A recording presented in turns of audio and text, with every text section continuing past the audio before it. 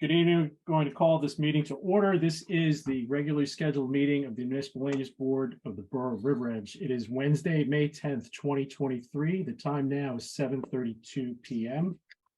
This meeting of the Municipal Land Use Board of the Borough of River Edge is being held remotely and recorded via Zoom due to Borough Council chambers unavailability. It is in compliance with the provisions of the Open Public Meetings Act and associated regulations. Notice of this remote meeting was published in the Bergen Record on October 6, 2022, posted on the front doors of Borough Hall and posted on the borough's website.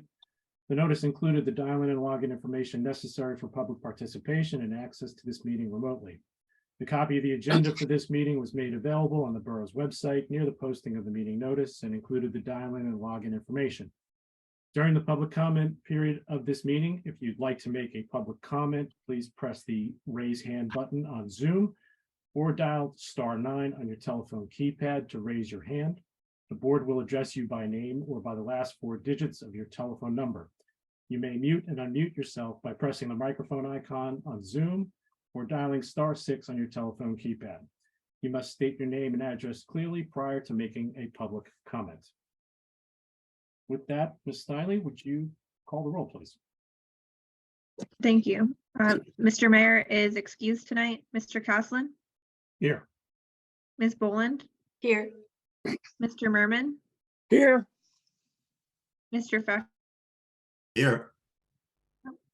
Here. Here. Mr. Cray is excused tonight. Mr. Arquette? Here.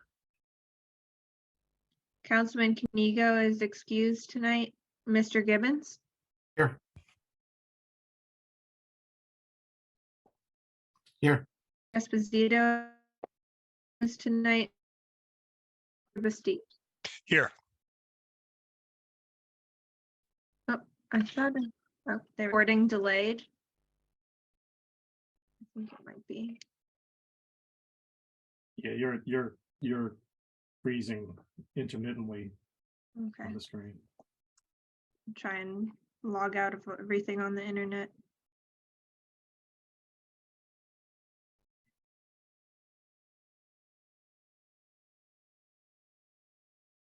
Is it better now?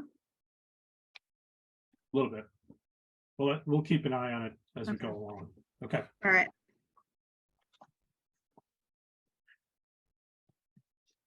And we also have it in attendance this evening, our planner, Mr. Behrens, and our engineer, Mr. Costa. Okay, first item on the agenda this evening, we have no correspondence, so we'll move to the approval of minutes, which we do not have yet either, so we will continue on to the first item, which is memorializations for Evergreen Medical, 887 Kindercamack Road, Block 206, Lot 5.03. A draft of the resolution was circulated for the board's review prior to this evening's meeting. I'll open it to the board for comments or questions on the draft presented. Mr. Chairman, Mr. Merman. Ed sent me today, he got over to me a copy of the engineer's report that was requested in our motion.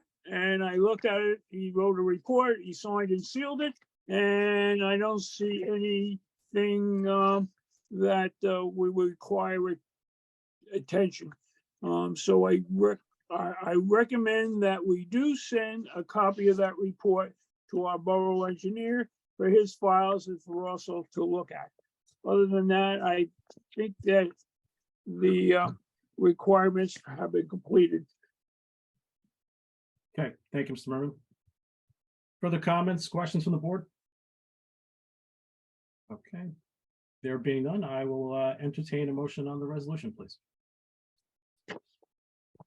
So moved. Thank you, Ms. Boland. Can I have a second? Second, Gibbons. Thank you, Mr. Gibbons. Ms. Steinle, when you're ready. All right, I'll only call those eligible to vote. Ms. Boland, Yes. Mr. Merman, Yes. Mr. Pfeffer, Yes. Mr. Eric Kelly, Yes. Ms. Gibbons. Was that me? I'm sorry. Oh, yep, sorry, Mr. Gibbons, Yes. and Mr. Bastille. Yes. All right, the motion passes. Okay, thank you very much.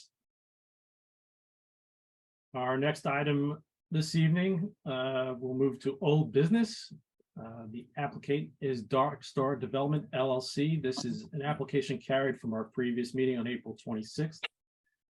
Property is 335 Johnson Avenue, block 1405, lot 3. Application is proposed 4-story office building, looking for various variances and site plan approval. Mr. Sarlo, good evening. Good evening, Mr. Chairman, members of the board, Counselor, Madam Secretary, Charles Sarlo on behalf of the applicant, Dark Star Development LLC. If there's no procedural matters, we can get right into it. Mr. Chairman, as you had indicated, this is a continuation of the hearing that was started back on April 26. We appreciate the board secretary, land use secretary, and the members clearing the docket to continue this matter in a timely fashion, as it is currently an undeveloped vacant lot, and I think everybody would like to see it put back into productive use as soon as reasonably possible.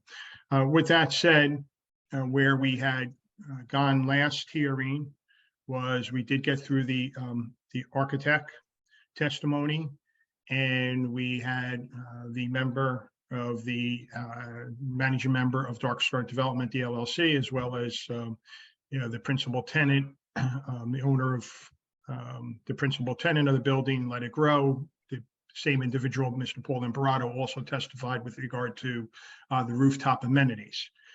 To give you a sense of where I would like to go this evening in terms of a format, there were some questions with regard to the architectural plans and some comments made along the way. So the architect made some minimal revisions to the architectural plans, and my understanding is that they were submitted 10 days prior. So I'd like to initially recall the architect simply to go over those minor changes for the record. Secondly, I'd like to recall Mr. Paul Imparato. As I know, there was the board members had a lot of concerns, and there was a lot of discussion points with regard to how the rooftop would be used.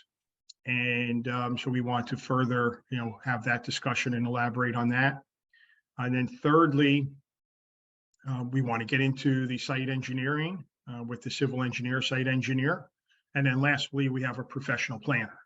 I do think the first 3 witnesses will go relatively quickly, especially since the architect has principally testified, and Mr. Imparato is really going to just clear up some concerns and questions that were raised. Site plan, civil engineer should go relatively quick, and then we will get to the planner. So I do expect us to move this process along fairly quickly. It is my understanding that there's only 6 members here that are present. So what we'd like to do is to get all the testimony on and then reserve our right to vote so that we could have a full board of 7 vote on the matter at the next available hearing. So with We that said, actually do have 7 members here tonight, and Mr. Caslin, who was absent at the last meeting, had watched the recording from last meeting, so we're good to go.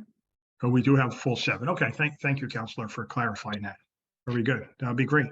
Okay, so with that said, as a kind of a roadmap of where we'd like to go, I'd like to recall the architect, Victor. Are you just right here? There he is. I'm here. Victor Folletti.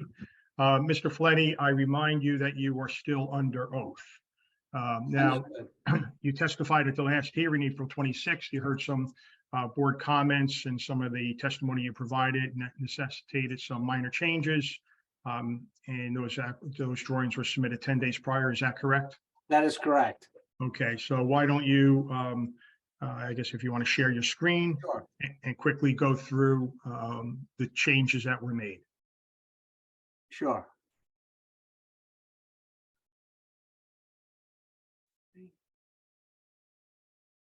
Can everyone see that? Yes. Okay. Good evening. So based on the last hearing, there were a few questions and a few corrections that were made to the plans. I'll go right to those sheets. First sheet was A3. And there was one item revised on the zoning calculation. There was an incorrect number shown as proposed improved coverage. We corrected the calculation to show that the improved coverage will be 19,356 square feet, creating a 86% coverage, which was an increase to the previously granted variance of 80.9%. Further down,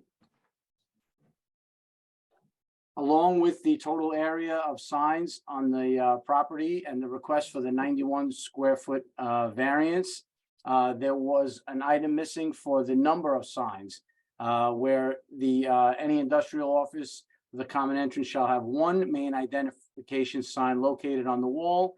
The previous variance was granted for 3 signs right here.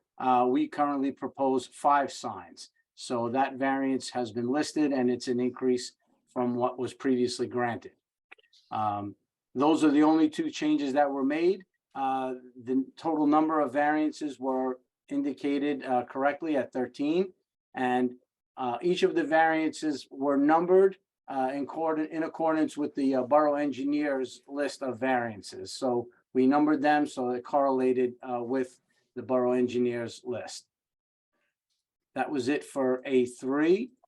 I'm sorry, one other item was corrected, that there will be 2-way driveways throughout the property. So enter and exit was shown on either ends of the horseshoe driveway under the building. So that was also corrected to be consistent with the site engineer's drawings. No change on these sheets.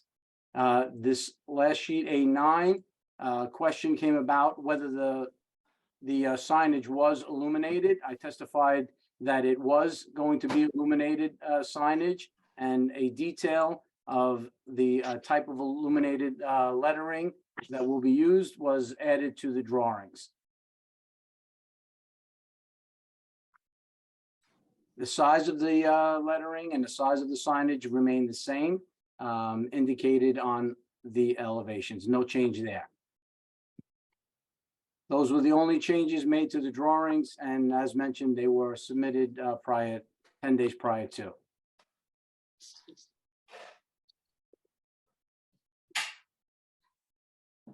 Thank you. Thank you, Mr. Folletti. Are there any questions by the board for the minor changes that Mr. Folletti just presented? Counselor, I have a question, Mr. Chairman. Mr. Merman? Actually, it's more of a notation. I noticed on the building that we have the address of the house number, the building number located twice. Once high and once near the door. Is that really necessary to have the number twice? It seems very redundant. Okay, so I think you mentioned you're looking here on the building high up, and then also on the small canopy at the entrance door. That's correct. Okay. We didn't really think it was redundant. We did want to be able to see the address from far away, as well as somebody who's dropping something off close up. But if the board sees it as being redundant and not necessary, we can consider it. Yep. Well, I would say that when you have a street tree in the front, it's Okay. gonna be very difficult to see the one near the roof. Okay. And that's what makes it redundant. It's going to be difficult to see the one that's high up on the building? No, you mean the small one down low on the canopy, right? Well, either one. You have two. I think the one up top is might be more difficult to see, but Hmm. I personally am not convinced that we need two. Okay, understood. Thank you, Mr. Merman. Mr. Folletti, just to clarify, is the illumination of the signage on the Route 4 side of the building also intended? I'm sorry, can you ask that question again? is the signage facing on the Route 4 side of the building, the opposite side from what we're looking at right now? Is This that- here. Yeah, is there intention to have that illuminated as well? Yes. Okay. Okay. Any other board members with questions for the architect at this time? Okay. Mr. Behrens? Just a few follow-up questions from the last time. Have you guys given further thought as to the proposed fire suppression system of the building? Yes, we have. The building will be fully sprinkled. Okay, and I believe the chief also questioned as to whether or not there would be standpipes also in the stairwells. Is that, Yes, there will be standpipes in the stairwell. okay, so you'll comply with both. Yes. I suspect that at some point you'll be talking about the rooftop, so I don't want to jump the gun, but has there been any thought about adding any level of fire suppression on the rooftop to address any concerns about the amenities up there? If need be, we would have fire suppression up there, yes. Okay, to the extent required or reasonable? To the extent required by code, correct. Okay. Reasonable. Looking at this rendering, which I believe faces Route 4 to Yes. the west, essentially, is that a railing or a clear glass that forms the parapet on the top? Yes. In between the two white panels, Mhm. there is a small parapet wall, and then Right. a portion of it is glass railing, yes. Okay, okay. And again, the parapet is about 4 feet off the roof deck, 48 inches? That is correct. Okay, so I'll reserve my rooftop questions for when we get to that plan. So as far as the architecture goes, you know, again, while we're looking at this rendering, I'm looking at that sort of open air, we'll call it a balcony on the second floor. Sure. With the roof lighting. Will those lights be shut off at a certain time? Yes, they will be. They'll be shut off when the building is closed at night. Okay, those are my questions for now. Thank you. Costa, any questions from you for the architect?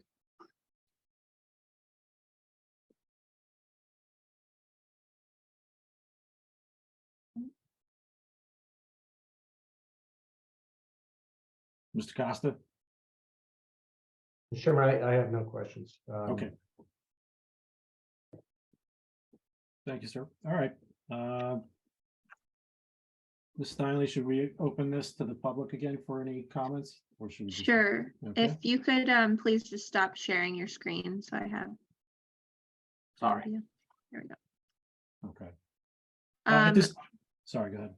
oh, sorry. I was just checking the attendees, but I think there's members of the public actually in the participants.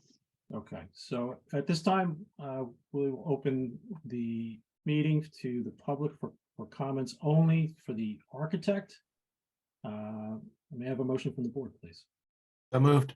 Thank you, Mr. Gibbons. May I have a second? Second. Thank you, Mr. Pfeffer. All in favor? Aye. All right. Any opposed, any abstain? There being none, we are now open to the public. Ms. Steinle? All right, so if you just raise your hand or press *9 if you have questions of the architect.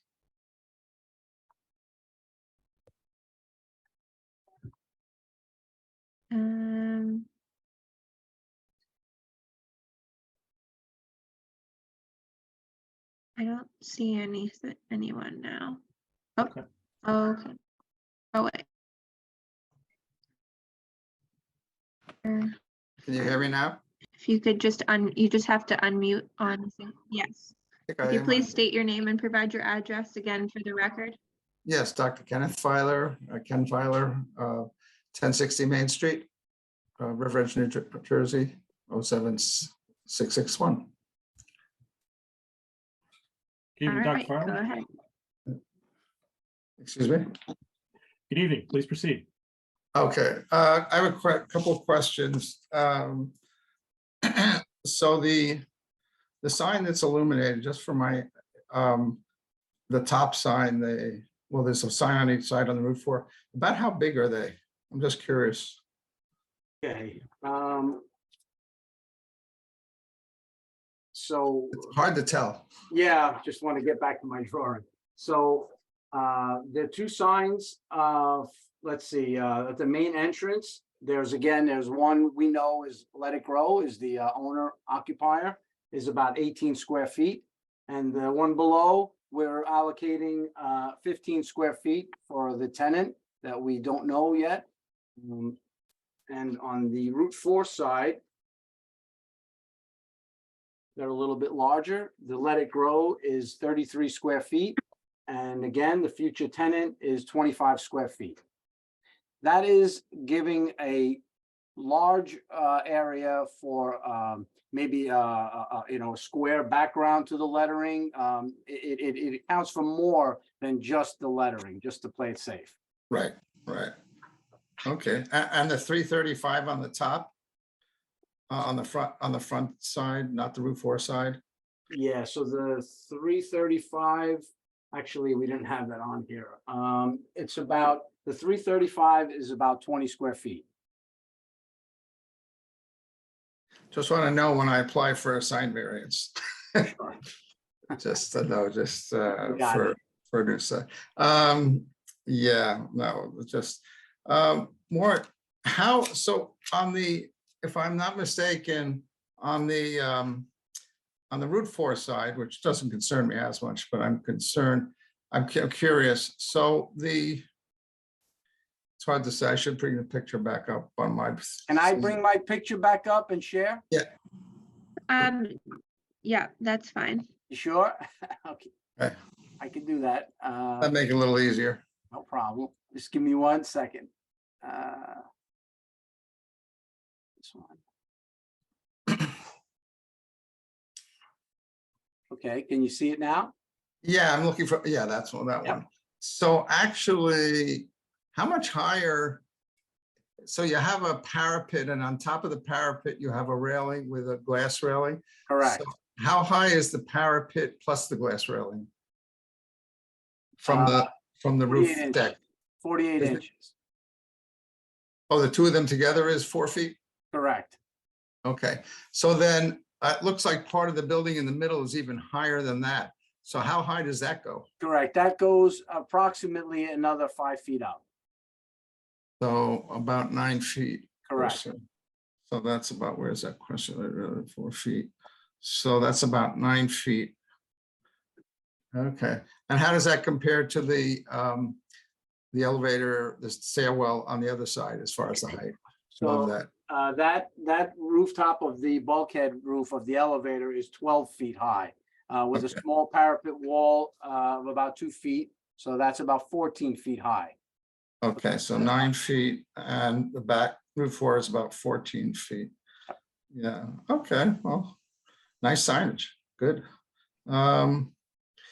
Yeah, I just want to say that I do like the design, and as the architect, I mentioned that last time, it's kind of a pretty design. Thank you. I am, as I passed by Kindercamack Road today and looked at the couple of buildings that were up pretty high, like there's a 4-story building in Emerson going up, and it really blocks out the sun, but that's a lot. It doesn't have the setback that this Right. does. It's right on the street. Yep. Yeah, which is really, wasn't very well received by the population I there, bet.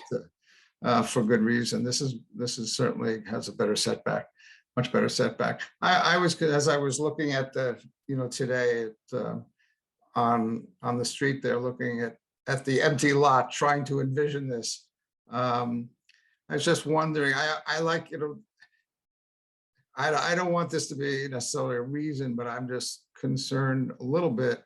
I mean, all the buildings are, so that, what is the total height of the building then? You asked me from the ground level to the top of this, the 14 feet and the 9 feet. Sure. We have that number, I think it probably on there somewhere in the. Okay, so I'll go to this sheet. Let's see. Oh, yeah, that's a good view, thank you. Yeah, so from the average grade to the bulkhead roof is 49 feet 1 inches. But then Uh-huh. there is a small parapet wall on the bulkhead, so it goes up a little bit higher. So there on the left says 49 feet 1 plus 2'3" for the parapet. So that makes it 51 feet 4 inches.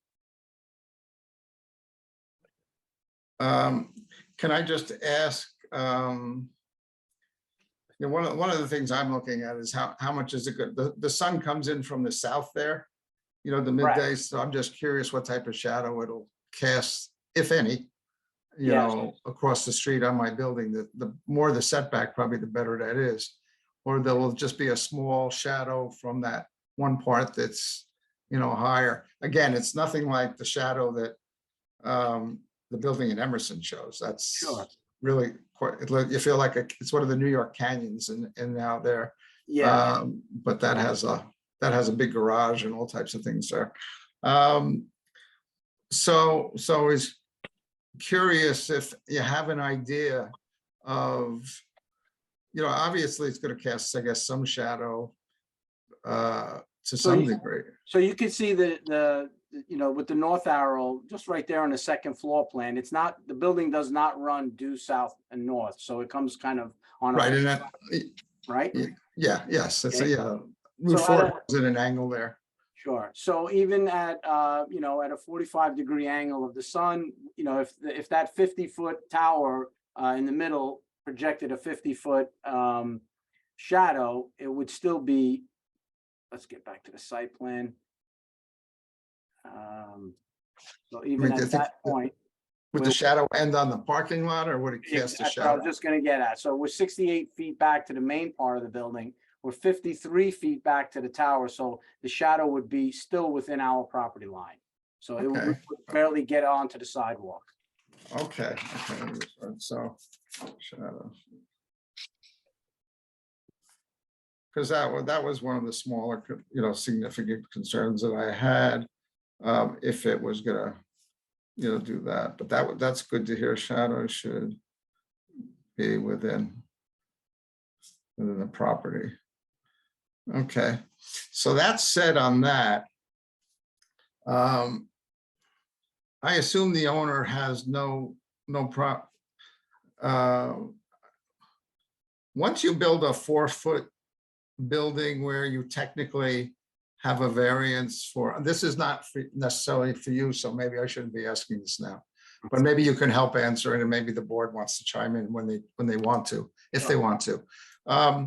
Once you have a variance for a 4-foot building, and to tell the truth, I wish, I like the idea of when I go up onto the roof, it's kind of a nice view. But once you have that, what are the restrictions, even though you have a variance, about turning that into a fuller 4th floor? Should the future say, well, we want to make part of it a little? I because probably you really already have part of it. I would leave the Go. legal restrictions to the attorney. Right.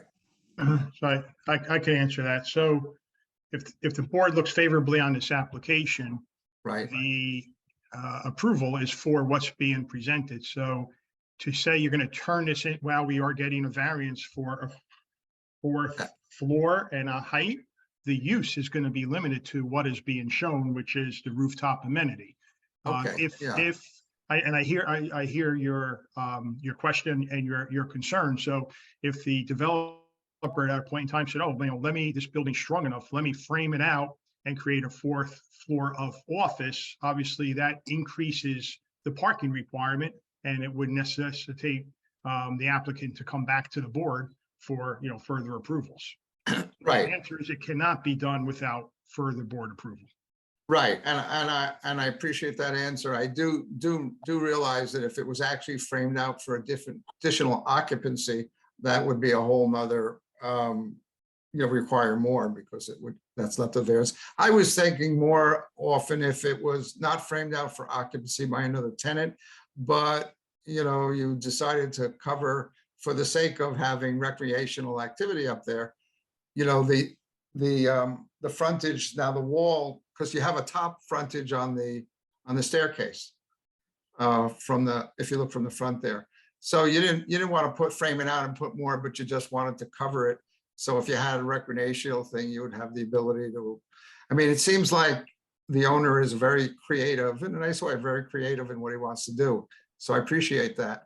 I'm just curious if that would be restricted too, if it was not for more occupancy, but it was just for more, again, casting a shadow. Now there'd be more coverage just because they wanted to have some partial coverage up there. Even from the sun, let alone inclement weather, because you don't want it so sunny in parts. I assume that's not. I'm just trying to look to the future, also looking at the investment value of my building in the future, things like that. And also how it affects that sun. The fact that you said that the sun, wouldn't cast it, but that would probably be a little concern of mine and maybe not. I'm just asking the question, that's all. For information. So it is possible you're saying that they might not frame it out, but there could be some additional, or would it have to be just this and the frame of the building, the outlook wouldn't be changing without a variance at the top floor? Top floor, whatever's represented and stipulated to this board, if it was approved, that's what this approval would be limited to. Okay. Yeah. What you hear is what you get, so to speak. Right. Okay, good. Once again, pretty design. Says footage or say, yes. I guess the other thing was, the other thing that's probably more than the shadow and things like that was the concept of noise. If you had a party inside the building, it would be a lot harder to hear it.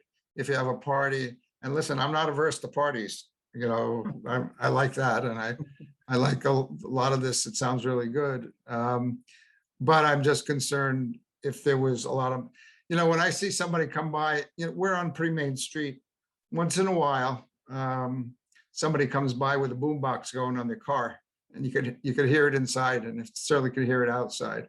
So I'm just, I'm not familiar with if there are sound restrictions for something like that, how that would apply here. Again, I know the owner gave his feeling that this is more for a sedentary type thing, but you're also going to have, once you can have some parties, I don't know that he's going to have a lot, but it sounds like from a business point of view, it would be nice to have certain parties. And I wonder how that would be up there. Again, I don't live in New York City, but I've certainly been there enough. I know sometimes these parties could be louder. So is there any thought to the restrictions on that?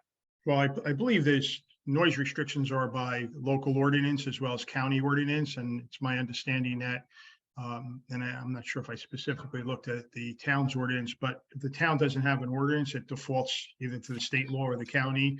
And it's typically 65 decibels at the property line. So if you had decided to install a generator on your property because of Superstorm Sandy and things like that, Right. and it was a big generator, and I'm not necessarily your property, any property, Right. and it was big generator, or the building was too close to the property line, and that generator created a noise level that was 65 decibels or greater at the property line. That noise would have to be abated. Obviously, with stationary equipment, it's easier to do that because you could muffle the sound. But here, it would basically be, they would be held to the same standard. Okay. Well, I'll leave that to the board's expertise or the engineer's expertise. I'm not exactly sure how that would be affected, but yeah, I'm assuming it would not be an issue, but just wanted to bring it up. Okay, I think I'm done with my questions now. Thank you for the time. Okay, thank you, Dr. Farley. Ms. Stanley, do we have anybody else in the public?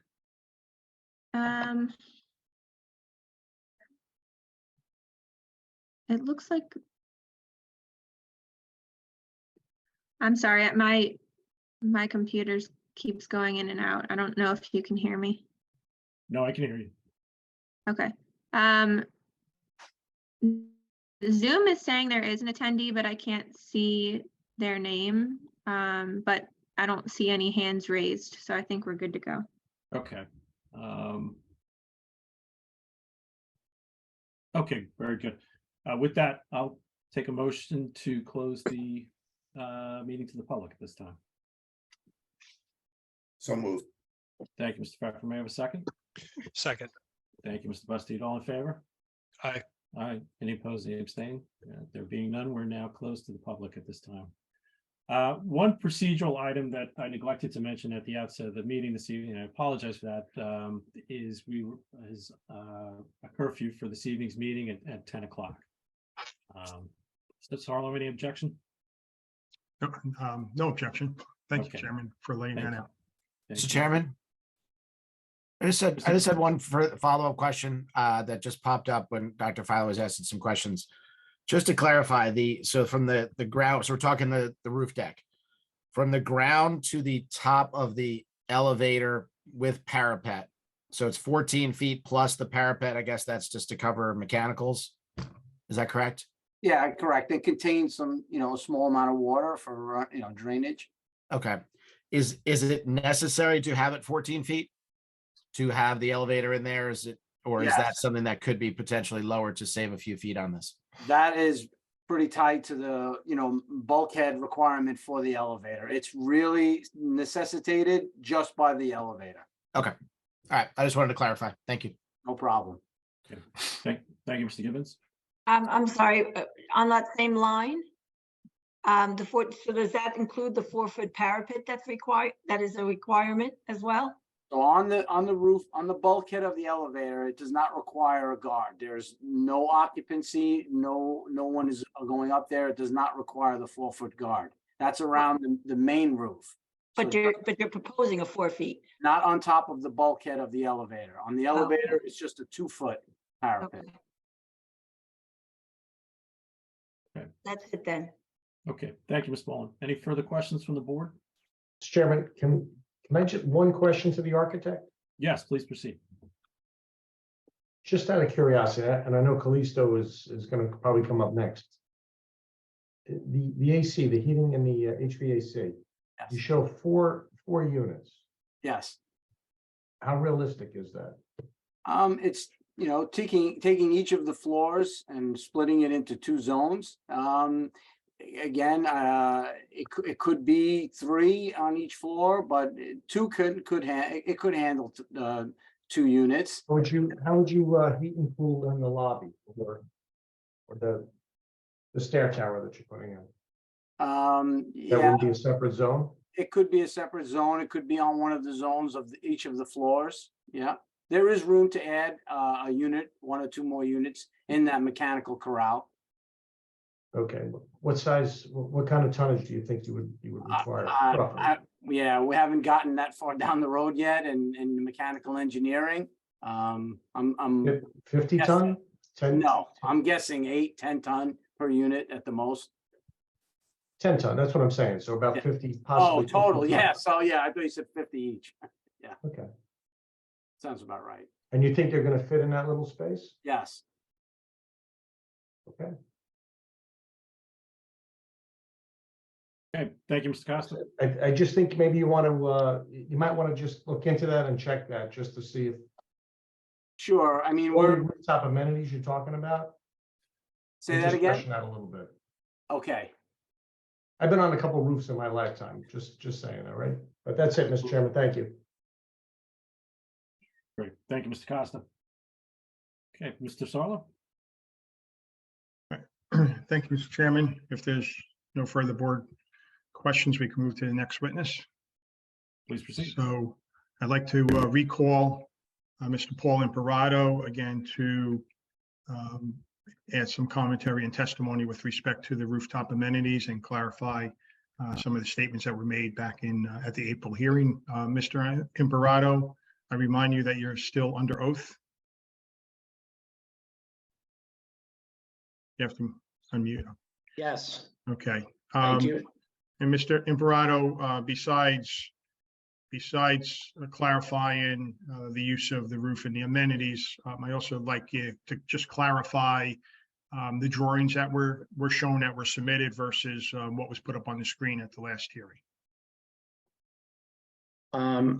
Thank you, Counselor, and thank you, Mr. Chairman, and thank you to the board for allowing us to get on tonight solo and give us the time that is needed. If my colleague Mason Laser could put up on the screen, I would appreciate that.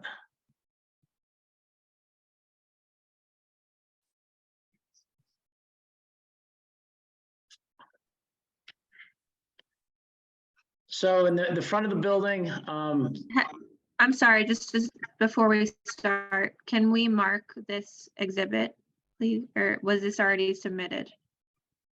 No, this is revision.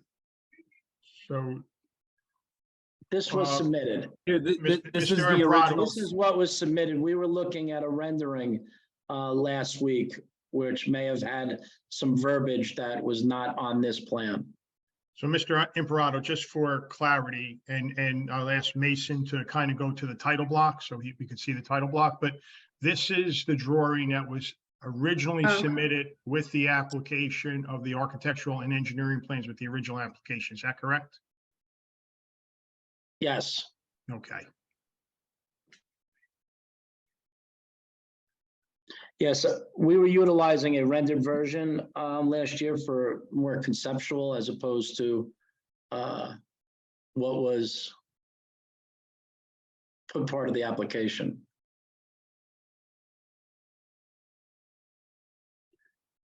Okay, so using this drawing that was submitted as part of the application, here in the concerns and some of the topics that were raised at the last hearing, can you just kind of quickly go through and kind of address those concerns in the context of this plan? Yeah, so the amenity space is put together for primary office use. We are a landscape site construction company. We perform civil, utility, and hardscape and landscape projects in multiple states. And our office staff is under 30 at this point. Our office staff is comprised with civil engineers, landscape art. Well, let me back up. Not licensed, but people that have degrees in civil engineering, degrees in landscape architecture, construction management, architecture, mechanical engineering. We operate with project managers, estimating department. We have a full staff CFO with 4 people in the accounting department, and assistant PMs, and supporting the estimating department. We have a few people as well, besides executives. So this space is generally for usage with the office, with the people to conduct phone calls, conduct meetings, have lunch, have early dinners, just to utilize the space as an alternative space, an amenity space for the office space. Right now, we are on Atkinson Street, as you guys know. Our outdoor space is used all the time from about 2 or 3 weeks ago till pretty much the middle of October till sometimes in November. We have picnic tables in multiple areas, and people love going out there, conducting business, getting on the phone to get out of the office. This amenity space in the front by the elevator where it comes out, you walk into an area where it says Wood Duck Lounge area. So a couple of couches where someone could sit and talk on a telephone or talk to one of their comrades and just to conduct business. There's a paver space to the left of that. In between that is green space. It's landscaping, so that would be a landscape planter. These would be elevated landscape trees with planters all throughout that space. In the front of that, you have another sitting area to the left right there. Pavers in between another area, which would be tables and umbrellas with raised planters concealing that space.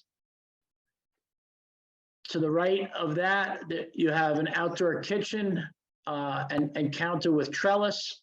So we would be having lunch there. If there would be any type of office get-togethers. We celebrate everybody's birthday in our entire company. So we have a lot of cakes. So people that have their birthdays, I would assume from April through October, would be having them right here. We do have a lot of office lunches. Friday mornings, we have staff every first Friday of every month. We have staff meetings for breakfast. So that would be utilized for that space, and it is covered by a trellis, which would be an open air trellis. It would be securing minimal, it would be stopping minimal sunlight, but it would be more of an overhang, creating some type of shade canopy.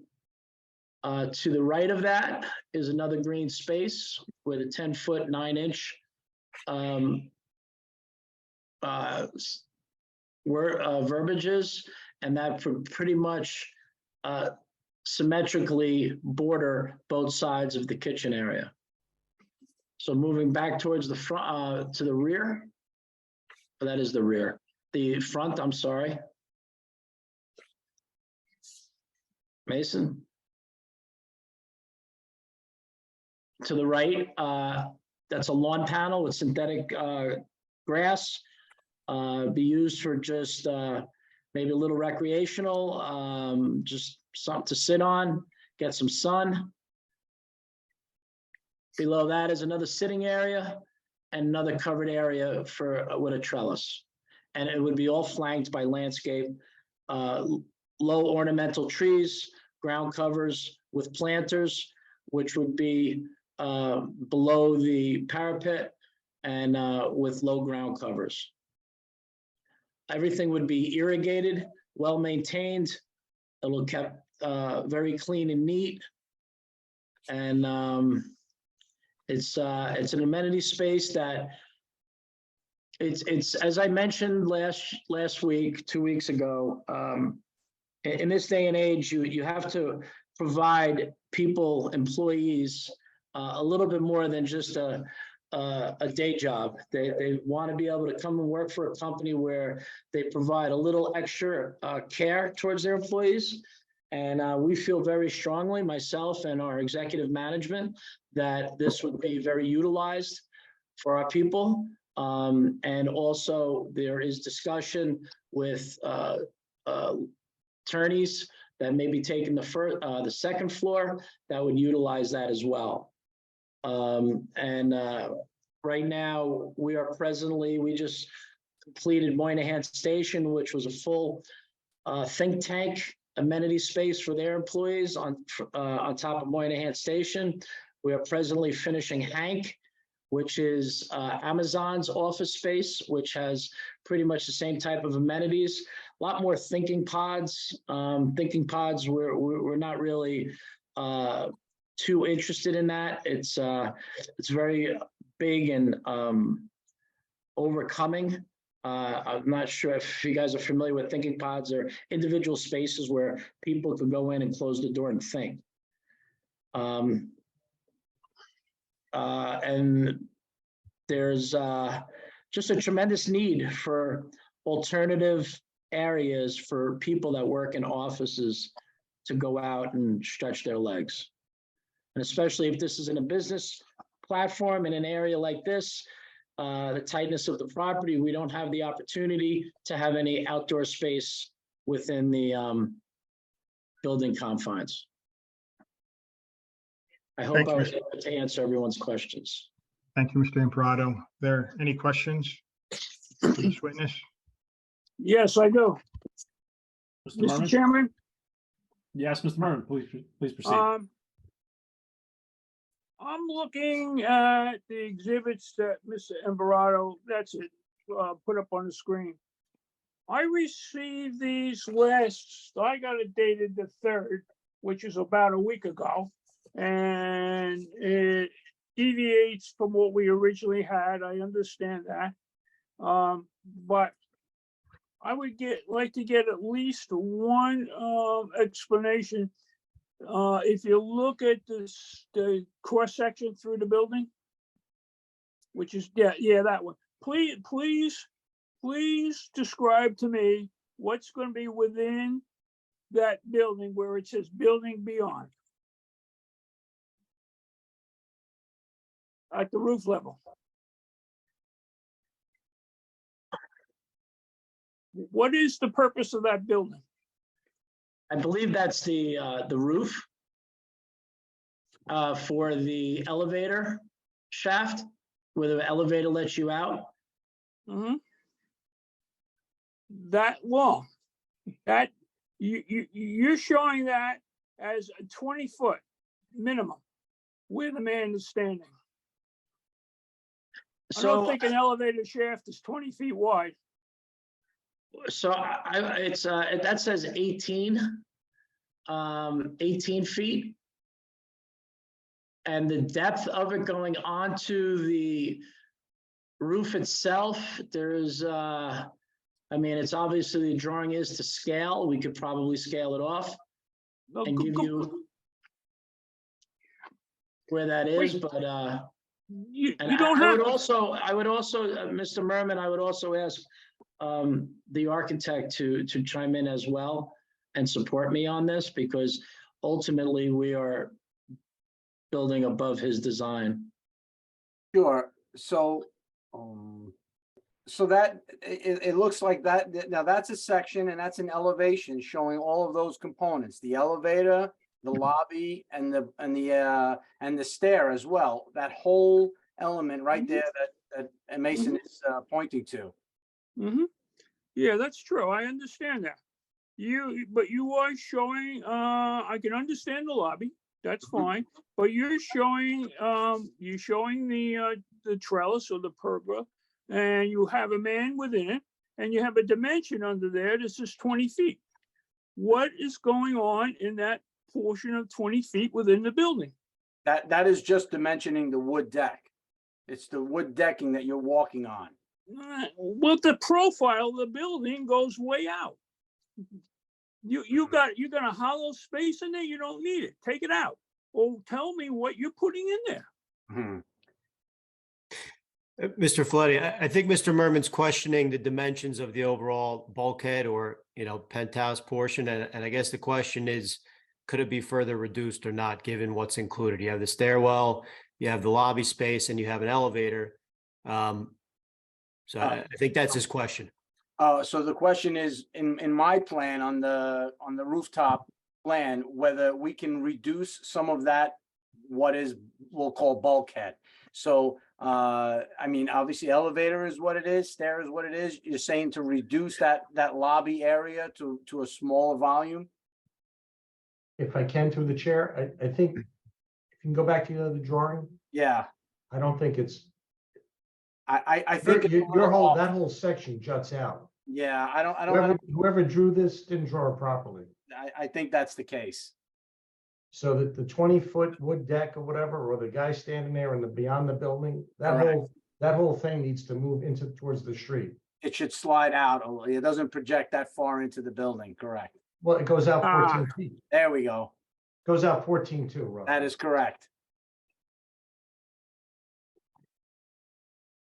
All right, And again, If I may- we're in this view, then it comes down, I believe, where the mechanical equipment's going to sit on the roof.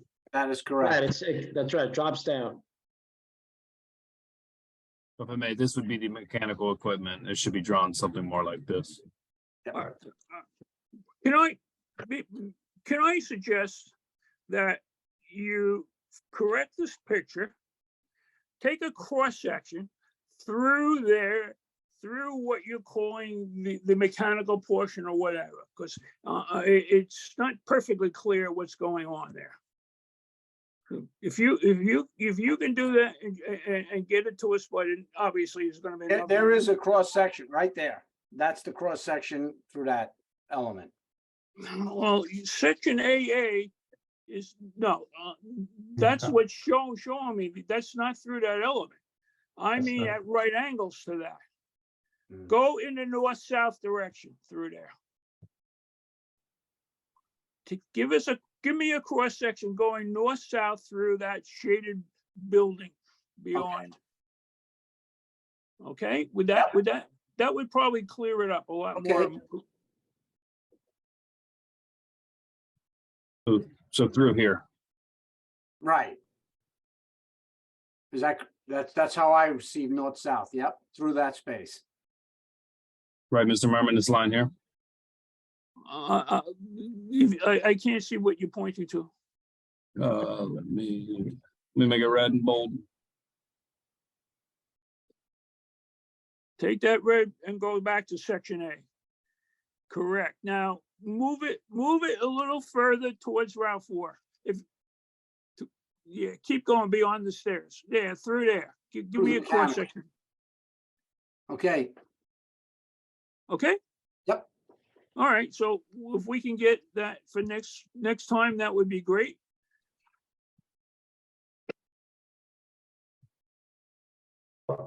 Anything further, Mr. Merman? Not at the moment. No, I'll hold those thoughts till I get to the next time when I get a revised drawing. That would help too, what you're showing them. Okay? Okay. Thank you, Mr. Merman. All right. Any other questions from the board? Mr. Chairman, a couple questions. Mr. Busty? Thank you. So what are the hours of use of the upstairs, of the outside space? I would say if we were to have a company function after hours, which generally is very far few between, I think that's where you're concerned about. I would say no later than 10 o'clock, but our general office hours, people are in by 6 a.m. People generally leave 7, 8 o'clock. And how often would you envision like using it until 10 o'clock at night? Is it How often? rarely? I would say occasionally? Very, very occasionally. Okay. On the drawing, I didn't see any lighting. Is there going to be any lighting up there? Yes, there will be a light, just pretty much string lights, nothing too obtrusive. It's more just kind of given the ambiance of the rooftop. It's not going to be anything that's going to shine over and above the roof itself. Okay. And then those lights will be turned off in some point at night? Absolutely. Yes, they'll only be functioning when there's people up there. Okay. And when you're on the street, are you going to be able to see anything up on the roof? Like I saw there was the plantings and they look like to me on the drawing that it's about even with where the top of the walls are going to be. How do you envision the height of the trees being at first and eventually? So the vertical element of the trees, they're not canopy trees, they're generally ornamental trees. So there'd be a multi-stemmed ornamental tree generally is planted at about 6 to 7 feet. Maturity can get up to 15 to 20 feet. We would probably maintain it no more than 10 feet. And that's pretty much the height above the planter, because the planter would obviously be raised at least 36 inches above the floor. And then you would have, say, a 7 to 10 foot tree. Okay, so in total about 13 feet at the top. Yes. Okay. Well, it all depends. It would be 13 feet if you're sitting in the space. Understood. You're right. 13 feet tall, between Because the if you're planter and the looking tree. at it from the parapet, it would be 9 feet, 8 feet, 7 to 9 feet. Because you look your view of the parapet, then you would see an ornamental tree.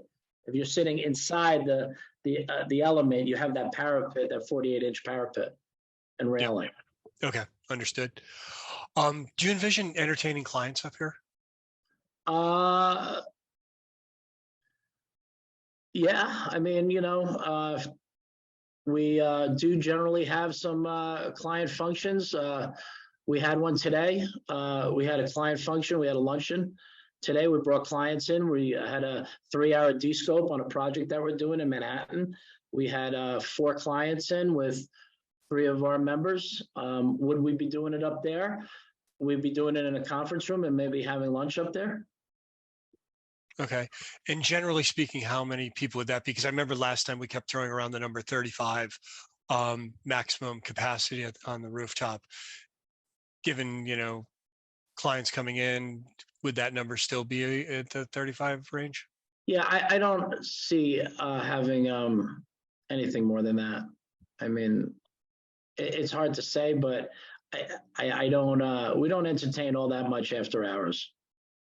Okay, but during the day, I would imagine you'd have clients there. During the day, that would be a lot of people on that roof. It's once again, it's sporadic. I don't, if we have these birthday parties, there's usually 12, 14 people eating cake, and that's pretty much, it seems like we have a birthday party once a week. We're like Office Space. Okay. And then I guess this question, I'm not sure who to direct it to, but do we know what our sound ordinance is in River Edge? I know that Mr. Sarlo had noted, he thought the county one was 65 decibels, and do we know what ours is? Ms. Steinle, do we have any, or Mr. Behrens? So there's two answers to that. One is that noise is governed by the DEP, by the state, has certain standards, which Mr. Sarlo alluded to earlier. The borough, I'm looking at it really quickly. There are some noise restrictions in the code currently, which I'm not terribly familiar with. There's one section that I'm looking at now is Chapter 152, business establishments, has a few sections in it pertain with information about decibel measurements, thresholds, and the like. So I think, we have those two standards. Do you see what the threshold is for decibels? Yeah, I'm reviewing this sort of for the first time. Yeah, sorry to put you on the spot like this. Apologies. So right now, and I assume it applies to this, I'm looking at section 152-7 noise. It says during the hours between 8 p.m. and 8 a.m. So again, 8 p.m. to 8 a.m. So overnight, no business establishment adjacent to a lot used for residential purposes. So this wouldn't apply to that. Maybe you can take a look at it, and maybe it is, in the future you can kind of let us know. But I guess I would just make the comment that 65 decibels is I like 70 decibels is hair dryers and vacuums. So if that's the number, that's pretty low. Right, at the property line. So I mean, I think if the board were inclined to vote favorably on this, that the borough would retain jurisdiction over issues like light, noise, and the like, post development, to ensure that it was used properly in the future. Okay, good. If that makes sense. Yeah. Would it be? Yeah, that's fine. That's perfect. Thanks. No more questions. Thank you. Yeah, Thank you. Thank you, Mr. Bustede. Any other questions from the board? Okay. I actually would just like to ask one question of you, Mr. Imparato. Would you Sure. mind just giving us some brief details as to the kitchen that you're contemplating up there? Is it a cooking area? Is it just a sink and a refrigerator? What's envisioned? for that You will space? you will have a barbecue.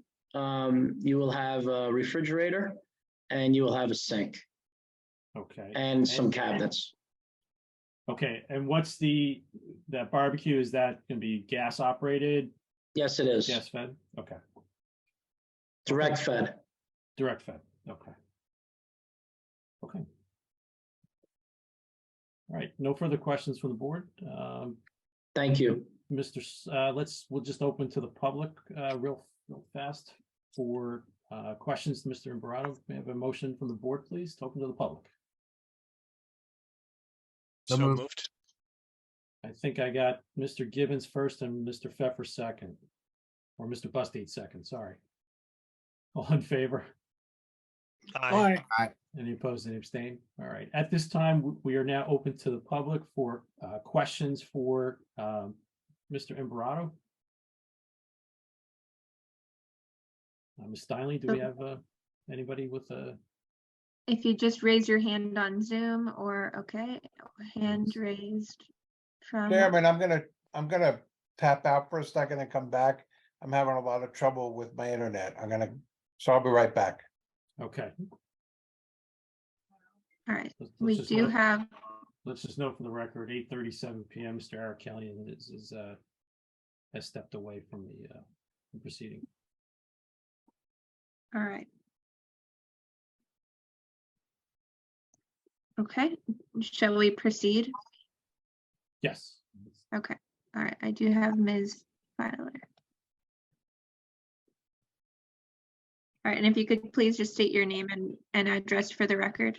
Yes, Lori Filer Fluger and 190 Hillside Avenue, River Edge, New Jersey. Thank you. Ms. Fluger, before you proceed, just to note for the record, Mr. Eric Kelly is back online at 8:38 PM. Thank you. Okay. Good evening, everyone. Good evening. Good evening. Good evening, Mr. Imbrato. I was fully expecting to see you watching Law and Order now, so so you're missing that. Anyway, yeah, just a couple of quick questions so I can understand a little bit more. I know that I had asked, I think last time, if there were any restrictions on a barbecue and the fire safety around that on a roof deck in a commercial building. So I'm not sure if we had any more information about that.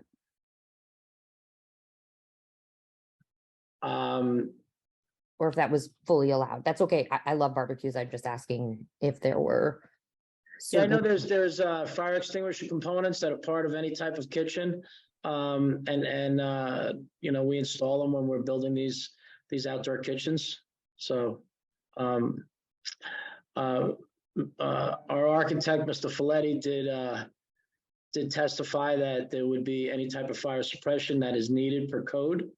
So I think we kind of hit both those answers. Okay.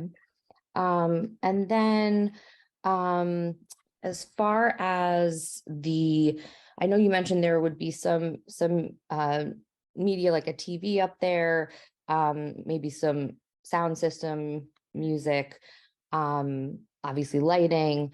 Are the controls for the roof deck and all of those components going to be within a space in that bulkhead or on the roof deck, or will they be controlled from your office or somewhere in the mechanicals or lobby of the building?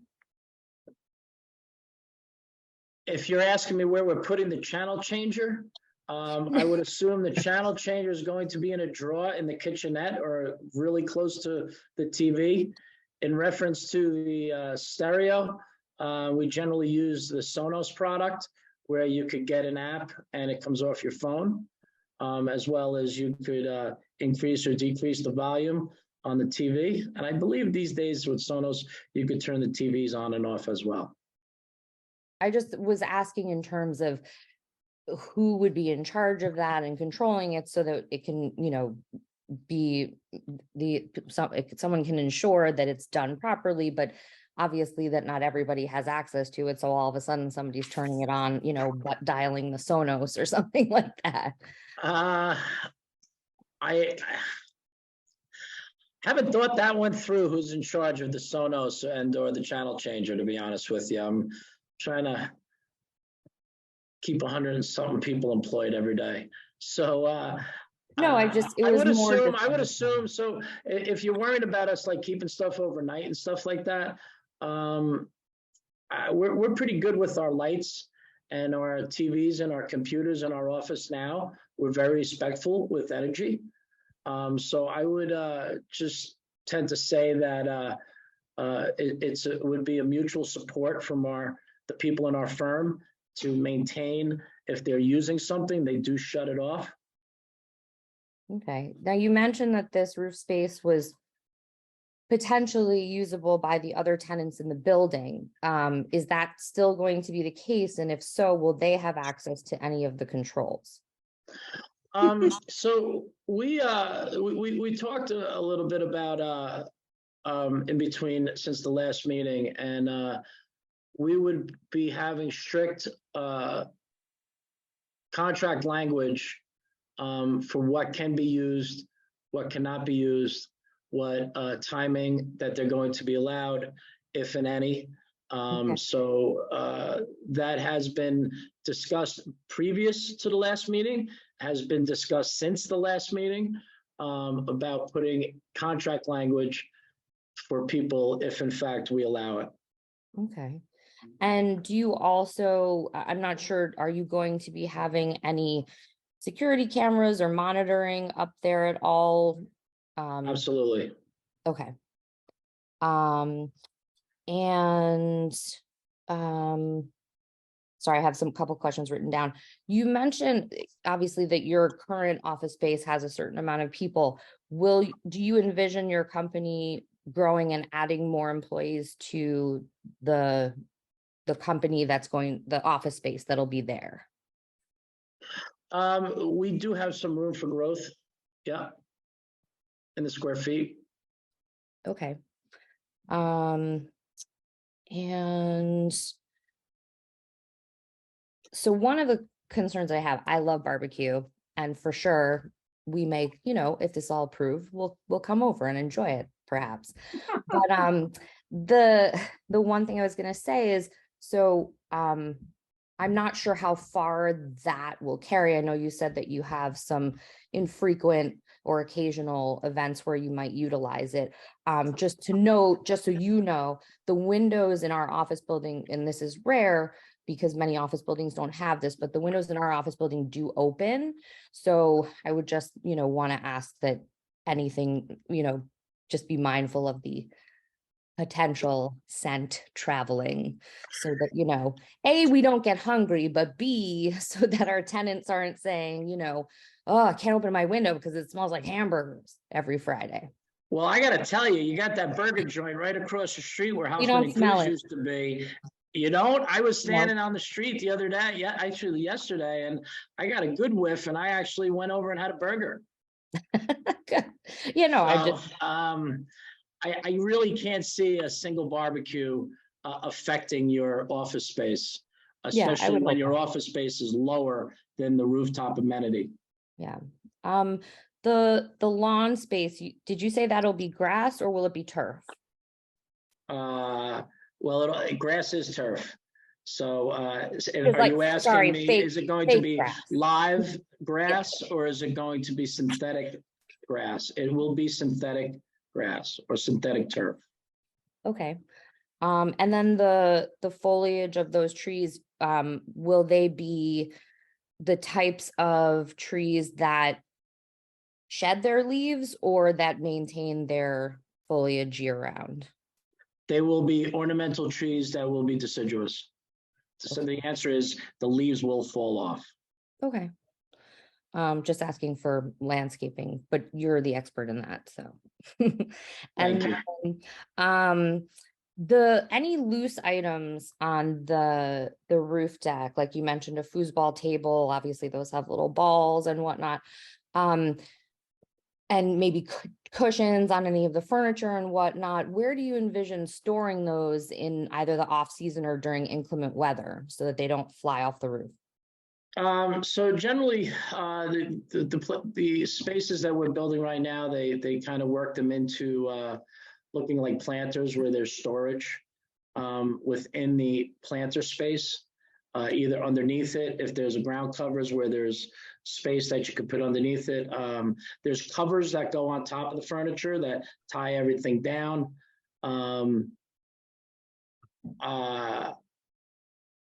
We really don't have anything that I could imagine that could be elements of flying off that would be a concern, but I do understand there is a concern.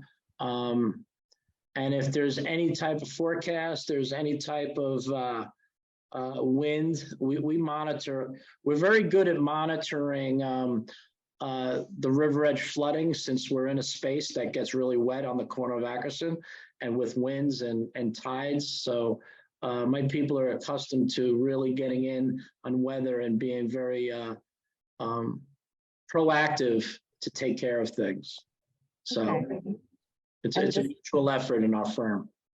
one last question from me, the I just terrace- wanted to add also, so Let It Grow is the occupier, and Dark Star Development is also another company which has employees that will be maintaining the site as well as they maintain other properties that we own. Okay. And the last question is, the plan for the third floor terrace, it looks like from the rendering, that there are some trees and a bench. Is that sort of the totality of what you envision to be on that space, or will there be other furnishings and event style entertainment items? So that's outside of our conference room. It's just an outdoor space. Once again, if somebody had to jump on a phone call, if they're in the conference room and somebody got a call and they needed to jump on it, to go out there, have a seat, it's just creating another space to conduct business. Okay. Thank you very much for your answers. I appreciate it. Thank you. Thank you. For letting me Great questions. ask these questions. Thank you, Ms. Fluger. Okay, Mrs. Steinle, you have anybody else in the public? Yes, Dr. Filer. Where did he Okay. go? There he is. Okay, right. Okay. And you could just state your name again. Yes, Dr. Ken Filer. Am I here? Can you hear me? Yes, we can hear you. Yes. And he Okay. great. Good. Yes, so I don't try not to be redundant on any of these things. I know I talked about noise and things like that. I do want to just make a 2 points and ask a question within those 2 points. One is when I talked about to backtrack to the sound. I mean, I'm very appreciative of sounds and things around. I have actually some tenants. I have one tenant right now that says he can hear the people on the other side of the wall. So right now we're going through some soundproofing, and it's hard for me to hear it, but he hears it. So, you talk about trying to attract the type of tenants in this day and age. I want to make sure we have tenants, and I love the look of the building. It's a lot better than looking at that empty lot. It's a lot of nice things about it. But these are just concerns I have, like you have concerns, Mr. Imbrado. So you want your tenant, not only your tenants, you want your clients, everyone to not feel that the area is not good and there's problems from another building. So I'm hoping that will never be the case. But we do have clients that are very fussy about it. Some not so much, some more, or some tenants that are like that. And also we have patients and things like that. When it came to, so that's a concern already within our building from some people. So when it's outside, I'm concerned, will they actually hear that? So I'd like you to be aware of that. But when it came to the thing about the smells, about the barbecue outside, obviously inside, you're not going to smell anything. The one thing about Habit Burger, yes, I guess maybe some smell comes out of there, but most of it's indoors. That grill is inside the place. Your grill will be outside. So there's two things. It's just the smells, and the other thing is smoke. I wonder, is this an electric grill? Is this barbecue? Is this going to be making a lot of smoke coming out? Again, I don't really see that coming out of, I guess there's smokestacks that come out of some of these restaurants. But those things would be a concern. I'm sure if it's going to be on a small basis, what you're describing, that I can't imagine that being, significant. But I'm thinking more of the large party situation, when you've got a lot of people and you're cooking a lot and there's a lot of smoke, again, late at night. I know you don't want to be doing these late at night in a residential area. To be quite honest, I'm probably a little more concerned about, during the day when most of the tenants are going to be there. We don't have a lot of people occupying our building at 10 o'clock at night. Although once we have some, but so maybe you can, is that something that you can respond to for me? Dr. Filer, I'm not exactly sure what you're asking me right now. If I'm you could asking narrow you it that- down, I'd appreciate it. Well, you have an experience right now. You probably have some parties. So as you said, your things, if you're going to be on the rooftop, will there be smoke coming off the rooftop that will be visible? Okay, so There'll so be that, smells? let me answer one at a time, if I may. So regarding the smoke, so we have a barbecue at the existing Let It Grow establishment. It's probably used, it hasn't been used yet this year, and we're talking the end of the first week of May. We're gonna use it, I think, the Thursday before Memorial Day, and it may be used 4 or 5 times until October. So let's say 6 times in the course of 4 to 5 months.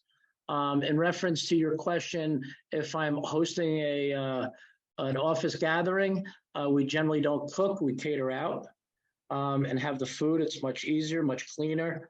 And we also have a catering service that would bring a waitress to make sure that things are cleaned up and so on and so forth.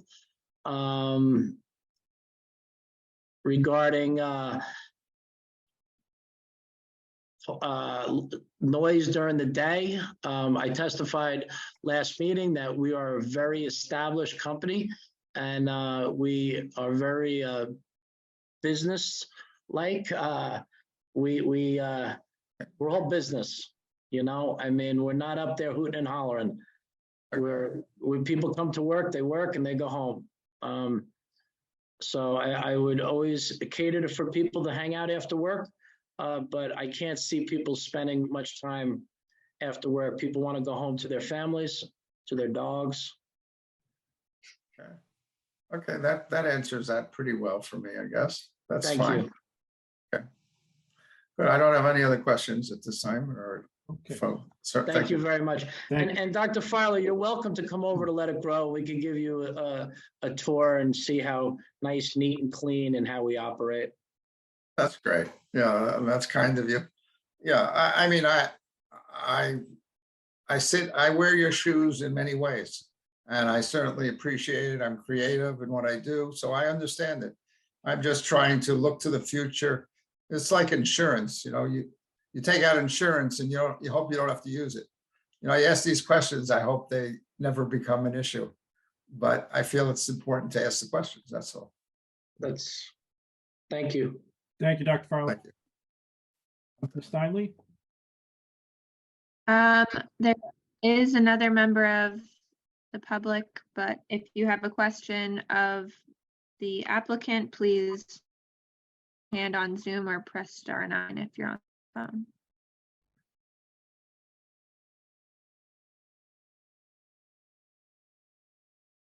Sorry, can you see me? Oh, yes. Okay. Please state your name and address for the record. Sure, hey, it's Dan Layman. Okay, and your address or business address is fine. 63 Grand Ave. Thank you. Great. You know, I'm sorry, I came in late. I'm not feeling well myself. So if this was addressed before, I apologize, but you know, just bouncing off of the last meeting, you know, I'm not trying to like put a stop to the building. Like everybody says, it seems to be like a nice building and you seem to be like a professional business. So I guess my 2 main concerns would be, that being said, you know, you do have 130 employees or something like that. You're going to have a bar up there. You're going to have music and you're going to have a TV. You're going to have like games. It sounds like a party up there. So that being said, my main concern, kind of like what Dr. Fowler's was with the noise. So I know in a residential area, there's like decibel limits for how much noise can be after certain hours, like in the evening. So this being a commercial area, I would just like there to be some sort of limit on the number of decibels that like are coming out of a business, which seems like a reasonable request, you know, like, so I don't know if like the town would ask for like a noise, sound engineer, or noise engineer regarding noise pollution to be part of the thing. Cause I know the trees are gonna like buffer some of the sound, but if like a wall can be put up, like a glass wall or something, so that there isn't noise, that's like actually just my main concern. So it seems like a reasonable request to just do some sort of engineering to make sure that whatever noise is generated is not going to carry over to across the street. Because if I'm not hearing it, I don't care what you guys are doing. So are you addressing the question to to River Edge, or are you addressing the question to me? Because I'm the one testifying at this given point. I can answer, or I can make a statement reference to what you just said. Yeah, You please. mentioned 130 employees. That is in fact what we have, but occupying the office space is around the number of 30 on right now that we occupy at Let It Grow. So it's not 130, it's 30. So the other 100 are building projects in a few states, and they generally are never at the office. I believe I testified that we have property in Clifton where we hold our large functions where we have up to 130 people for safety meetings. We have the entire company for safety meetings on a twice a year basis. So employees never get to the Let It Grow office unless there's a meeting or a very small meeting with an individual. Regarding the timing and all that stuff, I testified again that we're a business and we conduct business and we're not out to hoot and holler. And I thought we actually cleared this up last meeting. Not sure why you're bringing it up again, but we're looking to not affect any of our neighbors in their office spaces during the day and or at night. Yeah, I guess so. I don't think you would, right? But just what about the tenant that is unknown underneath you? We will have contract language in their lease agreements stating how we are going to operate, and we're going to operate in a professional manner and not expect our tenants to operate any other way than professional. And we are conducting our business there as well. So we don't want people doing things that we're not expected to do as well. Yeah, so I guess we're in agreement. You wouldn't We're in want to be total bothered. agreement, Doc. You wouldn't want to be bothered by your tenants, right? I wouldn't want to be bothered by them either. So limit, I guess, asking you and the town to set a limit for decibels coming out of the building. There's town ordinances for that, and we covered that about 15, 20 minutes ago. Okay, is that during business hours or after business hours? Tom, you want to hit that? Mr. Barron's? I reviewed that issue. I haven't fully devoured that section of the ordinance. I don't have that answer right this moment, but if we continue to another meeting, I think we can address that. And just to add to it, the applicant would be required to comply with the borough's ordinance regarding noise and sound, no matter what. I think Ms. Steinley's having some internet issues. I think her point was that the borough does have ordinances regarding sound and noise that the applicant would otherwise be obligated to comply with. I'm sorry, I thought the noise ordinances were, I have no idea, we're only after 5 o'clock and, up until like during the night. I didn't know if they were during the day. Well, I referenced one particular ordinance, and again, I haven't looked through all of the codes that we have in anticipation of the question. But again, noise is governed by the state, where I think there's the requirement of it can't exceed 65 decibels at the property line. And then we're going to review what the borough requires, if anything, pertaining to noise. And certainly the board could have discretion over that issue as well. Okay. Yeah, I mean, thank you. That's my concern. Okay, thank you, Mr. Landman. Okay, I think.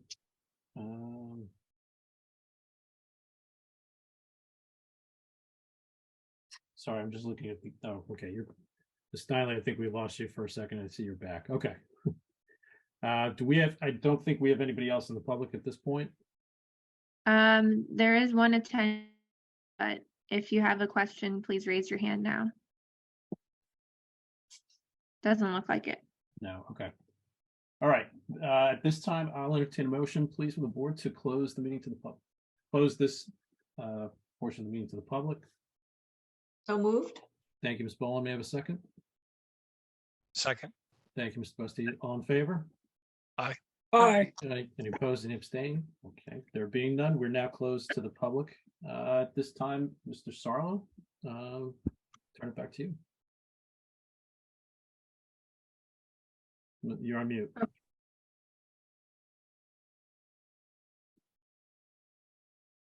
Sorry about that. Thank you, Mr. Chairman. Before I call the next witness, there was obviously during the last dialogue with my client and members of the public about the noise. I did have the opportunity to look up the state law, which is at NJAC 7:29-1-2. And the 65 decibels that I referred to is measured at any residential property line. So, the theory is obviously if you're in an industrial zone and your industrial operation is creating a noise level and there's another industrial operation adjacent to you,